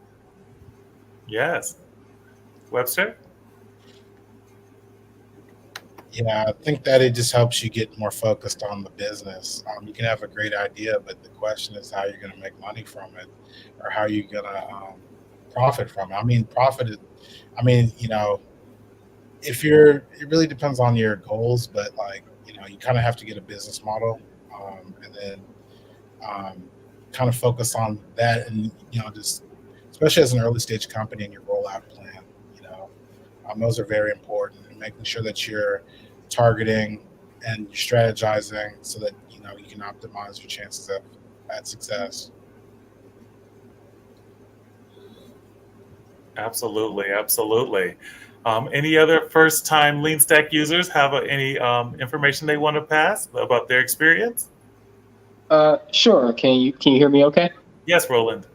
Sure. So yeah, I mean, the notion of going from a large business plan to a lean canvas is really what amazed me, because typically when I took entrepreneurship, it was of course a large business plan with an executive summary, but this kind of helps you focus more on the skeleton of the business plan and what the most essential aspects of the skeleton are, and then you kind of you can kind of build from there. I think the focusing on the problem of the customer that you're trying to solve, as opposed to the solution, right? Because you're trying to create a solution, you're trying to develop or build something, is kind of a change in perspective that I needed.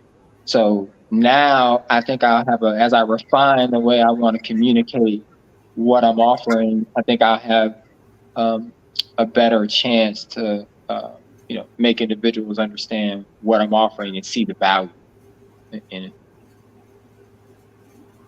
Powerful words there. Thank you for that.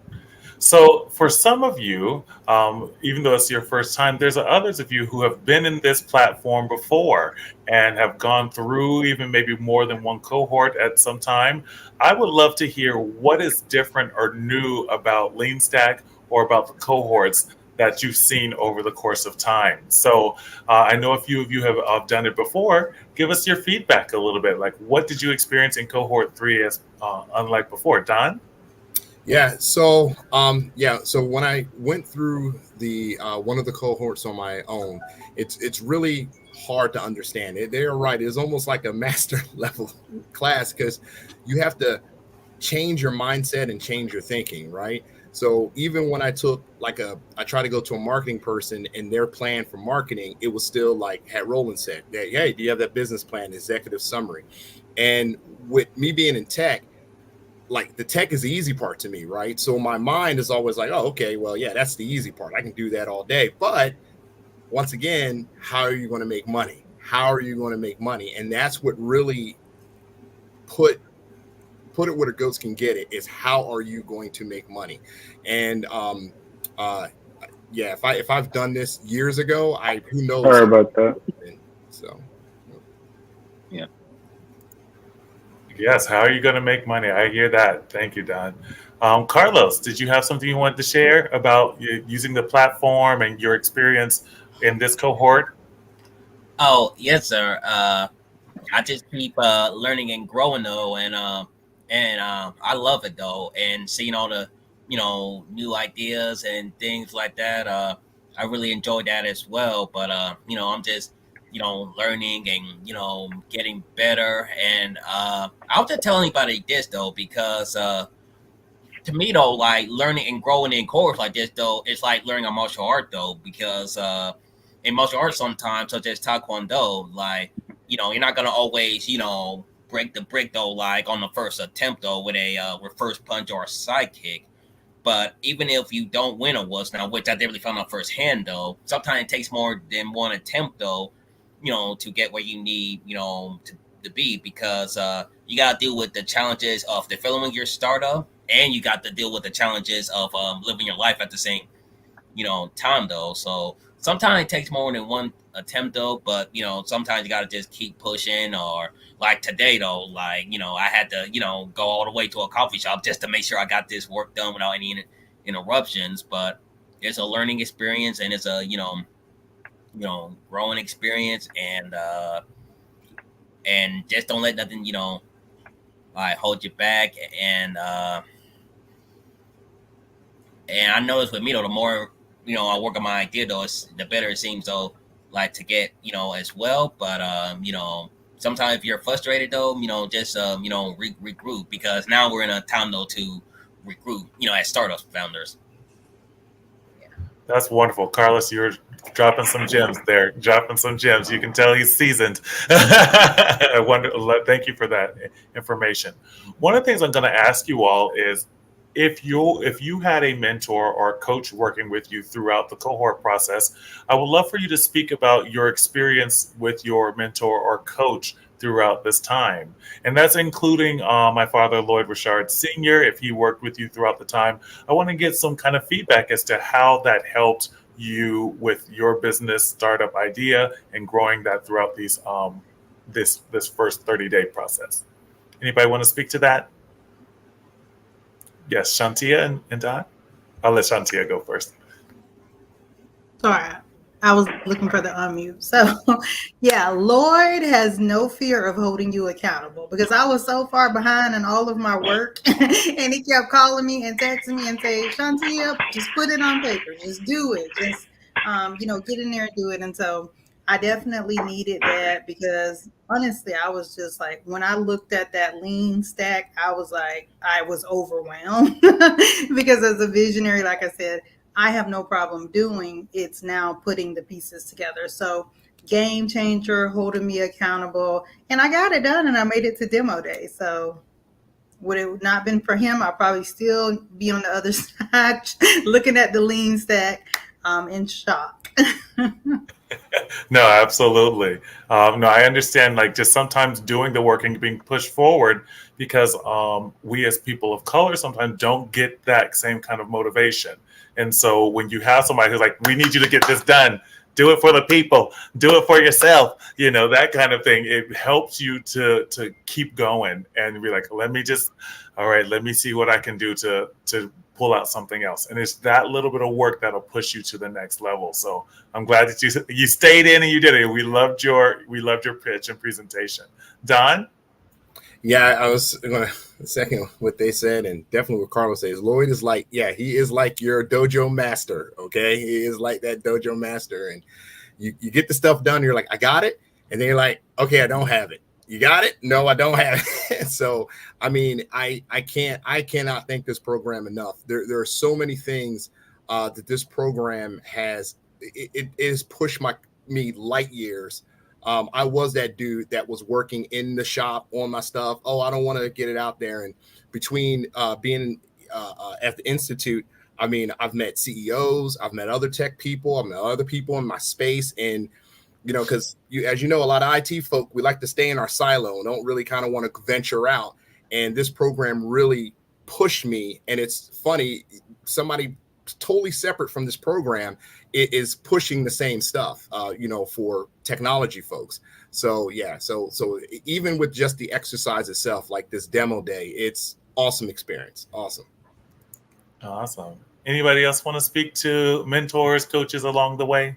Yeah, I would love to add something there. Yes, Bree. So I just can't say enough positive things about Lloyd and also Corey. They made themselves available so that I could set up meetings with them and have individual one-on-one time. This program has been great because it helps validate your idea.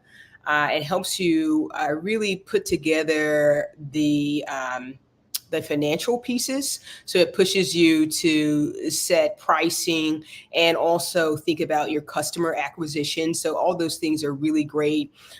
It's more, I guess, more three-dimensional than like a financial statements where, you know, that tends to be very number focused.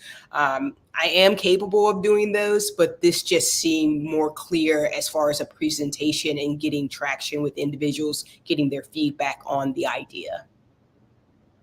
No, that's amazing. That's wonderful. Yes, Damien? You can unmute, yeah. Yeah, so I had spent last year in a startup with Lloyd, and I thought I had everything together, a really concise deck put together, but I didn't really grasp what I was doing in the startup, right? My mindset was just so built up on accelerator. And I think this cohort, I finally got it. Speaking to Lloyd for like an hour, I was, you know, like what I learned this cohort has helped me tremendously. And the reason why is I was pitching the product, right? And what the lean stack taught me, and I really learned it and I've nailed it down, is that, hey, pitch your business model, right? And reading through the lean stack content, I was like, oh man, pitch your business model, right? Because your product, your product will do its job, right? But it's always your business model that elevates your brand, right? Because there's always competitors in the market, and what they're doing is something really, really, really different. And so you have to figure out how to not only, you know, talk about, you know, communicate your brand in the best possible way, but narrow it down. So doing the lean stack, segmenting my customer segment was really, really, I would say like a eureka moment, because now you know, okay, this stress test is for you to just focus on the best, most viable part of your pitch deck. Oh, not this not the general segment, right? Because I've done in-depth research on different hardware products that I was building, and I've had their lean stack on my computer, but I didn't know what stages their lean stack was. And so I really, really, I felt like this is a real graduation, because I really, with my experience, I really learned a lot. So I thank Lloyd for that.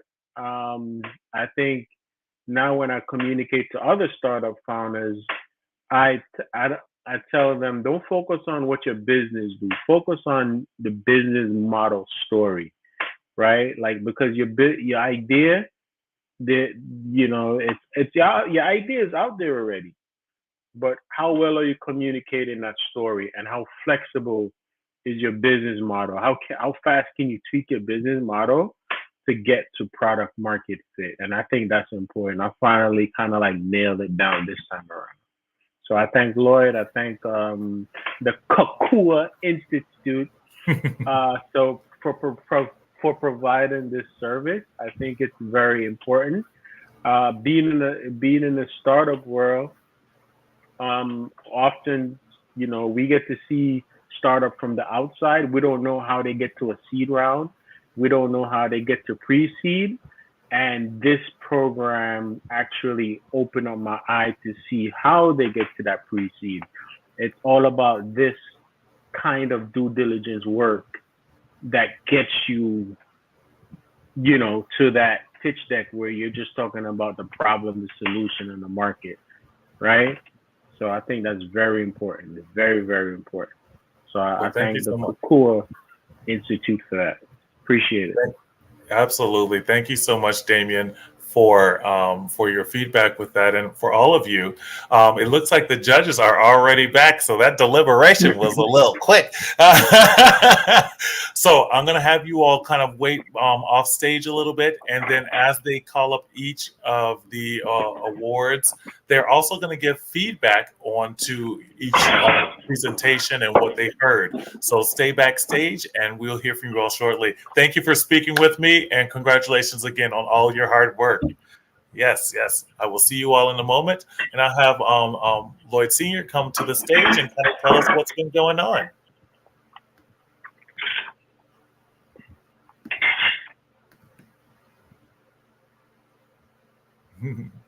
Is he coming back here? Is he coming? Lloyd is working, so you can bring the judges on up as well, so. Okay, I'll bring the judges up here. Okay, welcome Vercel and Tracy, Ira. I saw Caleb in here as well. All righty, how was the deliberation, judges? Guilty as charged. I will let you all speak and take the floor. I'm going to hang in the back, and you all just give a little bit of feedback of what you all saw, each one of you, and then we'll go into our awards ceremony. Well, thank you, Lord. I'll take the Tim. I think overall the presentations were well done. 3 minutes is a short time to give a presentation. So to get season one to be able to go through their deck and make sense of that deck, it's an achievement in itself. But always in every competition that we have, there was always some that rises to the top, and this is no different.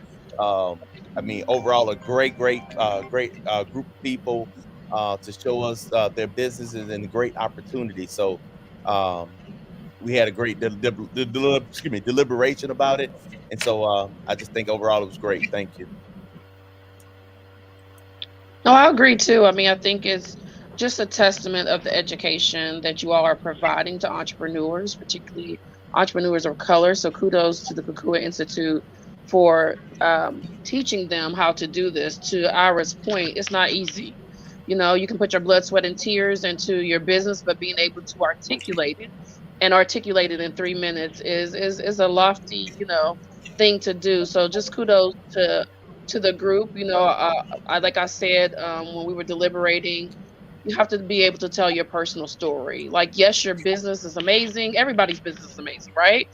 But what took you to that point? What is your origin story, right? Because when you are talking about a business, people are buying into you before they're buying into your business. So always be careful to gain that credibility and that trust on the onset, and then it makes delivering your pitch a lot easier. So, but great job to all the participants. Yeah, I'm going to echo everything that's been said. You know, there's data that suggests, I believe it's 70-80% of startups, you know, end up in the valley of death. And it's because, especially for those of us who are underrepresented, we don't have organizations that's given us this kind of structure, walking us through the process. Yes, it's hard. You must do the due diligence. So listen, my hat's off to Lloyd, to work that you and the organization has done, because these folks get to understand, before they come and pitch, is this viable? And you guys have put them through the paces and the structure on the deck and so forth. Obviously, you can have different levels of delivery and all the things. I agree completely with what Tracy and Ira have said, but the structure is what's for me most impressive, and so kudos to you and the organization. Yes, and I'll echo everything you guys said. Lord, you have um, you and the team have actually increased your certifications for your level 3. Uh, Share with us what happened there, because I'm sure that has been a key ingredient to you improving the presentations that you have for the Yes, we put in a lot of sweat last year doing like 7 cohorts, so we learned a lot Yeah. really fast. And so this year uh, we added a level 3 certification. So myself and Corey got the level 3, and also what's his name? Well, 3 of us got the level 3 certification, and we have 3 with the level 2, and then we have about 7 with the level 1 certification. And so basically, the level 1 covers the business model design, and the level 2 covers the 90-day launch program, and then the level 3 goes into the value delivery. But it's like a milestone approach that the founder take the founders through. So that's what's important, and that's why getting this level 1 training, it's designed to help the founders learn how to pitch their business models clearly and concisely. It's all about the business models, but it's all about understanding and making sure that the business model is viable, desirable, and feasible. And so that's kind of really good. And it's a challenge to understand. And it's a challenge. The good news is the platform keeps getting better, and so when the founders actually go through the stuff and learn by doing, they have the good foundation to kind of move forward. And the reason why this is significant, we have a lot of Black founders. We have a lot of founders in general that are out there working for a year, 2 years, 3 years, or more on an idea that's not viable. And so, but it's painful when you work that hard and spend all that money and time. And so we're trying to get people with the basics, but it requires the founders to actually learn the material by doing it and just moving forward. And so that's the importance of what we're doing. So the more Black founders we can get that knowledge, and our goal this year is to get up to 1,000 Black founders that knows this basic business model design, so they can stress test their idea, and then they can pitch it to get co-founders and get help to build what they're trying to build. But let's stop prolonging all of the excitement. So we had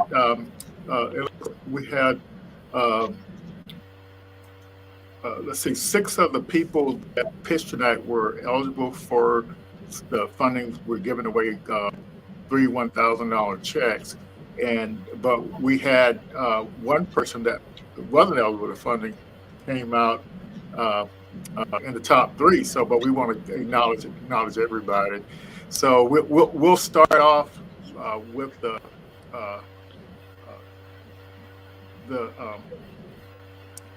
I guess let's start off with the top 3, and then we'll go get the person that we ultimately end up in third place. So the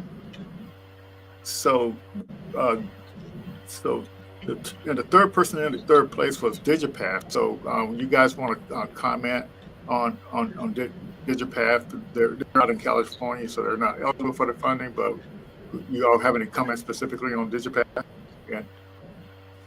And Webster, if you're out there, we can bring him on the stage.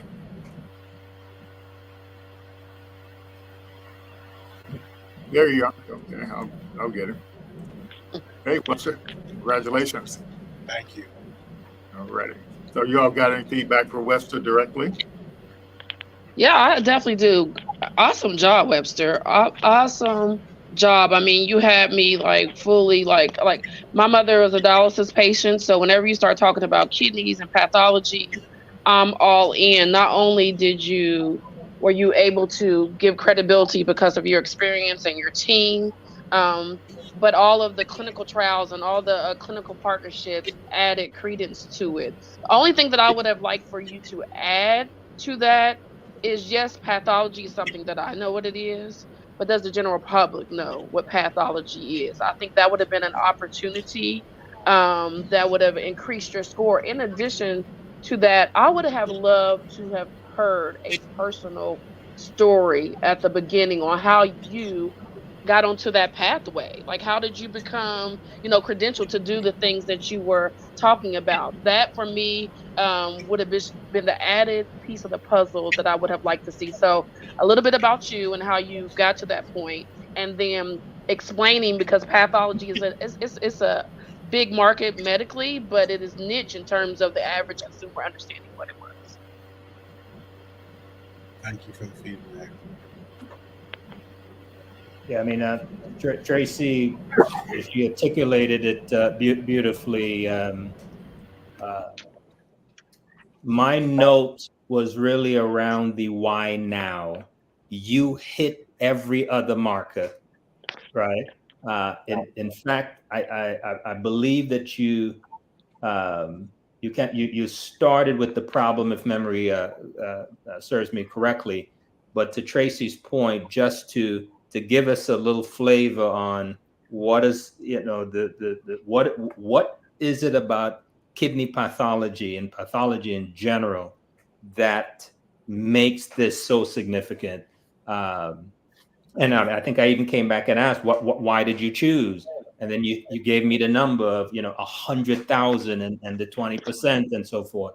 And so I would, again, to Tracy's point, if you just add a little bit of that at the beginning, I think you'll nail it for sure. Thank you. Anybody else got any comments for Webster? So Webster, you got any comments?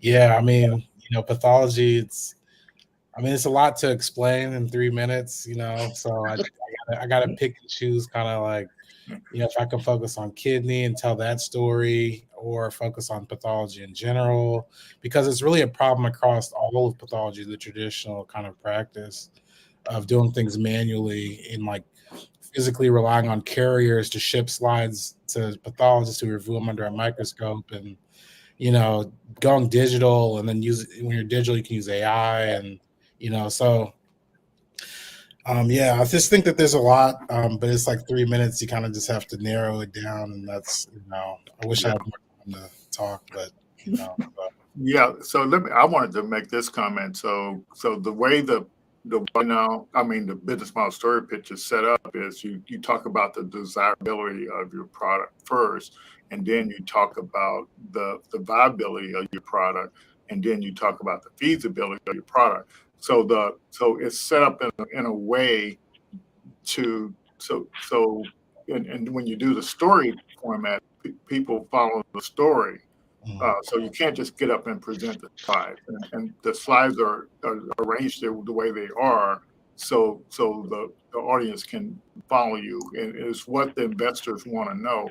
And so the judges, some of you all may have listened to that, what Ash explained that business model story pitch, and he's literally telling you about it in the way an investor thinks about it. So that's what you got to remember. It's not what you think the audience needs to hear. You have to put yourself in the investor or the person that's going to help you. And I'm listening to an audio book now. It's called The Investor Mindset.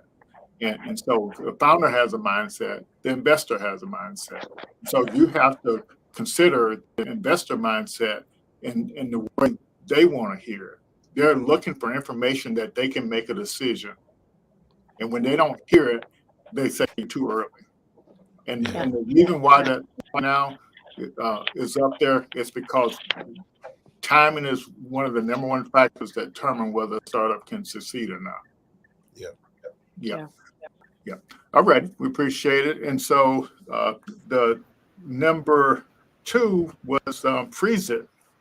And so Damien, is he in the audience there? Damien is back here. Let me see if he's up and ready.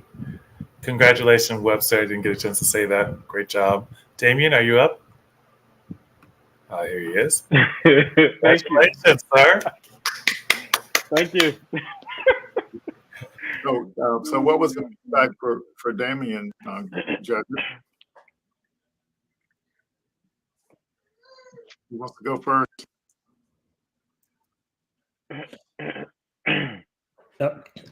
Fantastic presentation, Damien. One question I tried to get in at the end and we ran out of time. I wanted to know about your COGS. My cost of goods sold. What does it cost you to make your device? So Anna, for my design for manufacturing, what we're doing is we're using a traditional like a stainless steel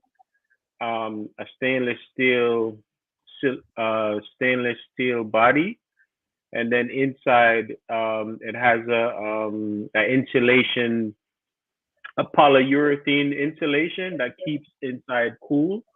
And for the Frezit technology, we're using a small R134A compressor.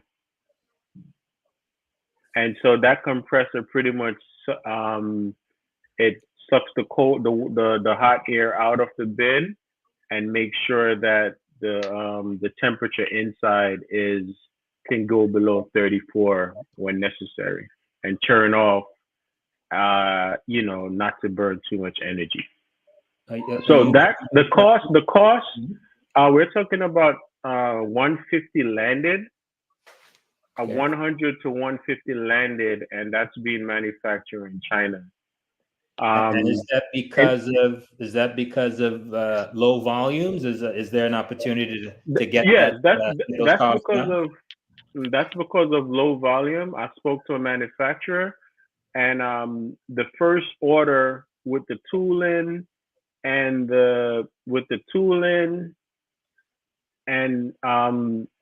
bringing the sourcing, bringing the different components together, we would have to order 19,000 pieces initially, which will drive down the price. In general, the outside materials is cheap, so is the inside material. Really, it's just about the volume to drive down the price. Okay. And you had mentioned, I think, $300. Around $399. So we could take a hit as the customer grows. So we could gradually kind of lower the price as we grow with the customer base, because our long-term model is not to make money off the kitchen bin. Our model is to really make money off the compost. We're going to make more reselling all the organic waste that we compile together. Okay. And turn that into chicken feed, pig feed, biofuel, etc. No, it's a nice business model. So if your COGS today is 150 and you could bring those units in just above cost, then you're able to expand rapidly your distribution, and as you said, your money is really made in the compost and so forth. No, it's a nice model. Thank you, I appreciate it. Any other judges' comments?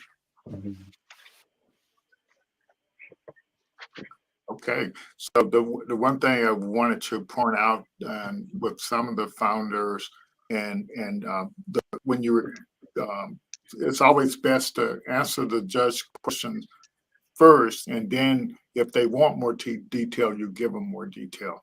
And I think Lucille is in the audience. She spent a lot of time answering questions, so it sort of ate up her opportunity for the judges to ask her more questions since she didn't finish her slides, and so she kind of lost out on that. So just be careful to quickly answer the question so you can get more feedback. If you do all the talking, you can't get any feedback. Absolutely. Anybody else got any comments? So Damien, you will be getting a $1,000 prize contingent upon you setting up a Florida corporate. Congratulations. Thank you. Right. Thank you. Congratulations. Congratulations, Damien. Thank you. Appreciate it. All righty. So the number one pitch was get a drum roll for college.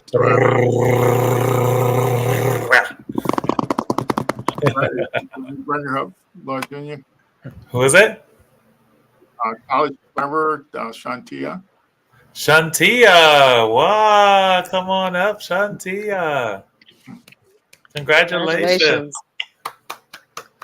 So judges, what is your feedback? Thank you. Thank you. I always forget I'm on mute. Thank you so much. I can't wait to hear the feedback. Oh, Shanti, I think we were all in one accord that you emerged as the leader. I mean, you emerged as a leader for many. And let me say this as somebody that coaches entrepreneurs. Like, energy is everything. Can I just say that energy is everything? I know people like to say, "Oh, that's later," but it matters, right? And so you started out the blocks with a lot of energy, which it got my attention, right? But not only did you have the energy, but you had the information to back it up. You presented what is the problem, right? Here is my solution. Here is what differentiates me from my competitors. And in addition, it's something that you said like in the last probably 2 seconds when you were leaving. Oh, we're developing a mentor to go with this so that attrition is something that we don't have to worry about and colleges don't have to worry about, because attrition to leave college and then still have a debt. Attrition, I worked in retention my first 10 years out of college. I worked in college education and in retention. And the studies show the students that connect are students that stay. And adding on that component is amazing. I have a daughter that's I have a senior this year, and so I was all ears. Like, I need this app because I don't want to waste money or time. And then you have the scholarship component, so you had me sold.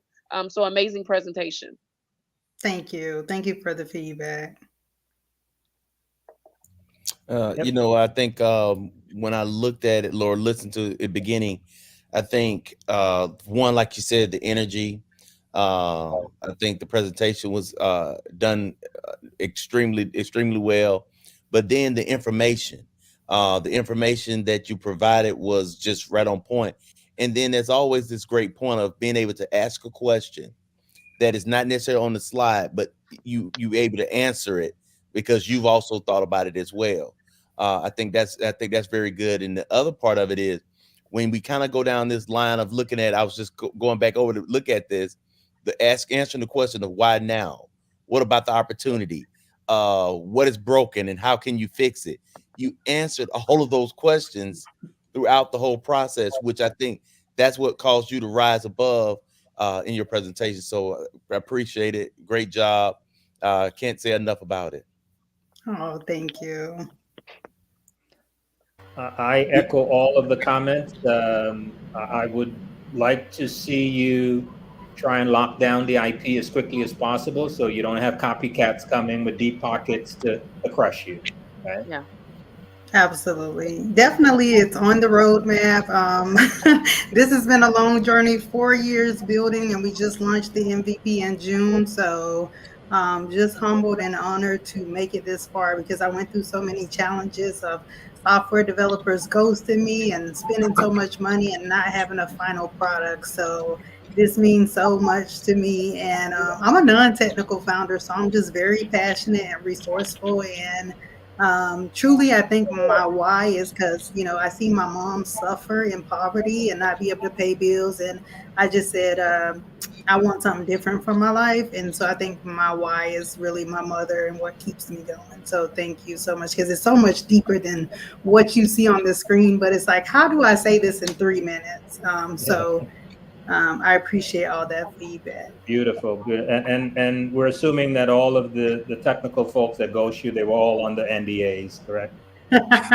Yeah, they were on NDAs, but also thank goodness, I've been accepted into a few accelerator programs. So being connected to proper networks, now I'm on the right track, and I'm actually looking to hire a fractional CTO. So anybody in the audience, if you love the pitch today, feel free to reach out. But yeah, we're super excited about the next level. I think, 4 is a significant number. So 4, means stability. And I think that is exactly where we're at. And I just can't wait to take everyone by surprise when they say, where did this girl come from? Yeah. I think, with the founders, like when you ask questions, the more questions you ask, the more feedback you can get. And so that's a lesson that the founders have to learn. And so, but the opportunity is yours, Chantia, because like once all the work you did, it's just a matter of understanding the mindset of the investor or the judge, to make sure you articulate the questions, and all the questions that you've been wanting to figure out and find out, we can help you answer all of those questions and move you forward. So you just have to ask the question. So if you don't say them, we don't know that's what you're struggling with, and that's what you got to remember.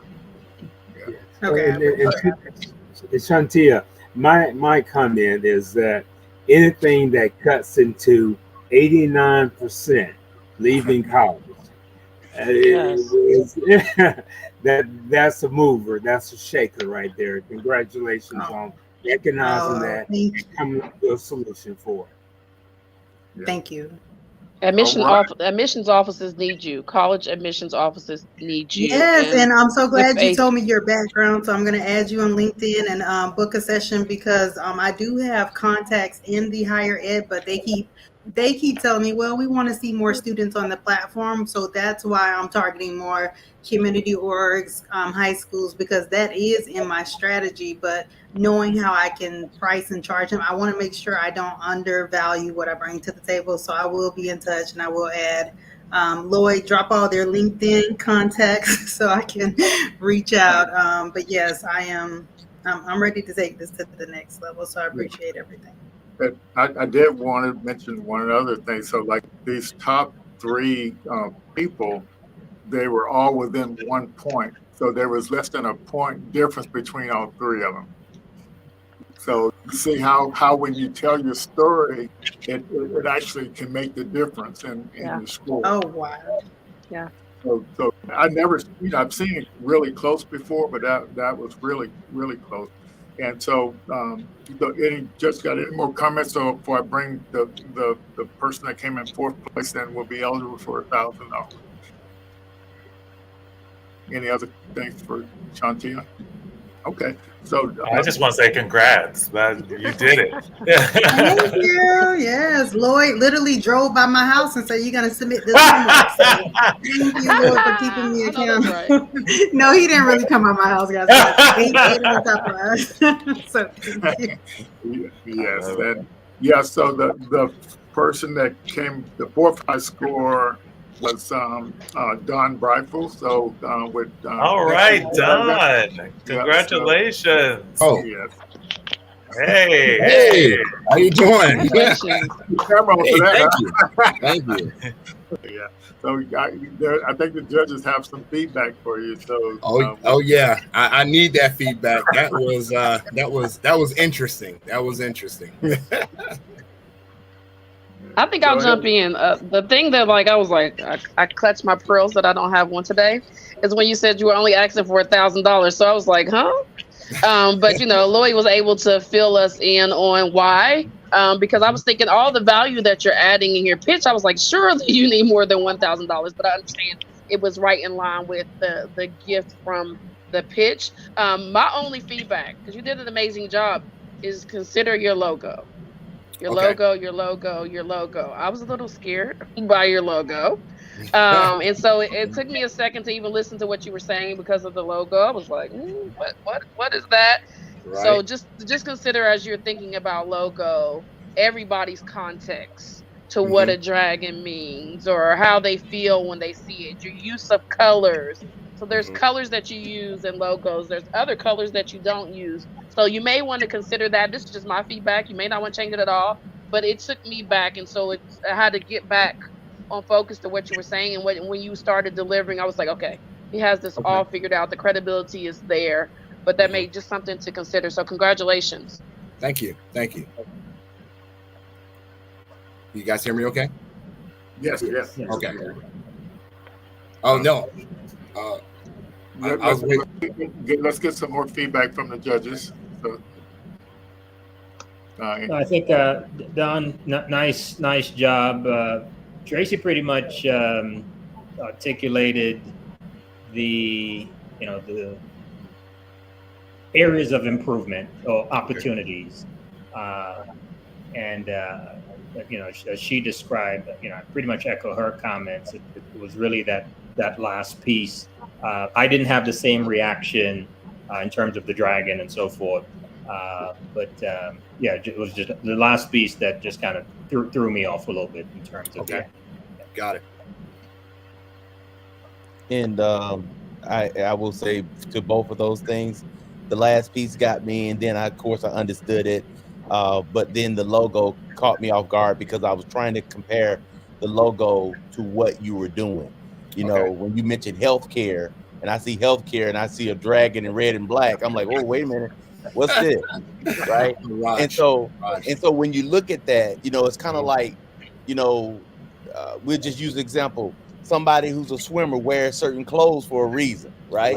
Okay. And so your logo has to be a part of that as well, part of that story. So it doesn't mean that your business is not, but that initial thing. Right. So yeah. Yeah, no, thank you for that feedback. I mean, I've had that logo for many years. It was created by AI back in the day, and some Fiverr folks. So, it's So thank you for that, because I didn't know where to really kind of test it, that's So thank you for that. That's really good feedback. I like to thank every one of the judges. Thank you so much. Just from the experience of pitching, this is my first time that I really pitch my business. And honestly, if it wasn't for Lloyd, it really would have been all over the place. I really, truly, from the bottom of my heart, appreciate all the feedback. And I can't wait to do more to keep refining the product. So thank you so much. Congratulations, Don. Yeah, it's great to see all your work in progress. I usually sit behind the scenes on all of these things, and I have to be the nice person to tell you to be quiet every time. But, judges and founders alike. But, seeing your progress through there, I can't wait to see where this takes you. Yeah. And I also wanted to comment on Damien. We hooked up with him with the Black Technology program. And so he was kind of loosey-goosey in there, but when he came into this cohort, and he actually, was diligent about doing all of his work, and that, I think that made the difference for him. Yeah. And I want to thank all the founders for putting up with us, but I really appreciate all the ones that came to the workshops on a weekly basis. So it's definitely a fast pace, but the 90-day, the follow-on program, you come every 2 weeks, but you have to do a lot of work in between. So, but it's definitely a slower pace. But also the work you do that you get that, and the AI, analyzes all the work you do and helps you, come up with how to fine tune your solution. So it's really worth the effort to kind of move that forward. Any? Did I miss anything, Lord Jr.? Well, no, you did not miss anything, but I just want to say congratulations to everybody who was recognized today, all the founders who pitched today. Again, I cannot reiterate how important it is to just show up and do the work and keep putting one foot in front of the other. This is just that first step, and so having you all just do the work is really great. And of course, as my father brought up, there is a 90-day cohort starting, I believe August 12th. Yes, somewhat. Monday, yeah. Monday. So get ready, get ready. Okay, so for those of you, so one of the things that's really interesting is that you don't have to have a degree, business degree, or something like that in order to do this. You can come in and join one of our cohorts, come in and have access to the Lean Stack training modules and the Lean Canvas traction roadmap, and it will push you forward. And we have a lot more resources at the Kukua Institute for you to use as to start up a traditional business or a startup, and in this way. And so we really want to encourage you that if starting a business, starting a startup is something that you want to do, you can start. You don't need to have a highfalutin education in order to get started. You just have to have a willingness to read and do the work. And the more you are creative in your business process, the more you'll find success. And so I salute all of you, and I can't wait to see you all again. And thank you again, judges, for all of you all taking your time out. It's such a pleasure for the resources, especially a lot of the founders today had medical backing. And so knowing what Caleb is doing and having you come in on the Startup on the Blocks some time ago, and with the summit, you were just an invaluable resource, and we thank you for being available. Ira, you've been here, I feel like, since day one. We've been same thing with Vercel. He's been out there, and really helping us at the Kukua Institute. Tracy, thank you so much for being here and really pouring into each one of our founders here tonight. And we hope to see you all again. I think we need to bring everybody up, on the stage who won. Who was awarded $1,000. So that would be, if Damien is up, we'll bring Damien back up. And Shantia, I thought I should, she probably already set out, but I don't see anyone. Well, all of you all, congratulations.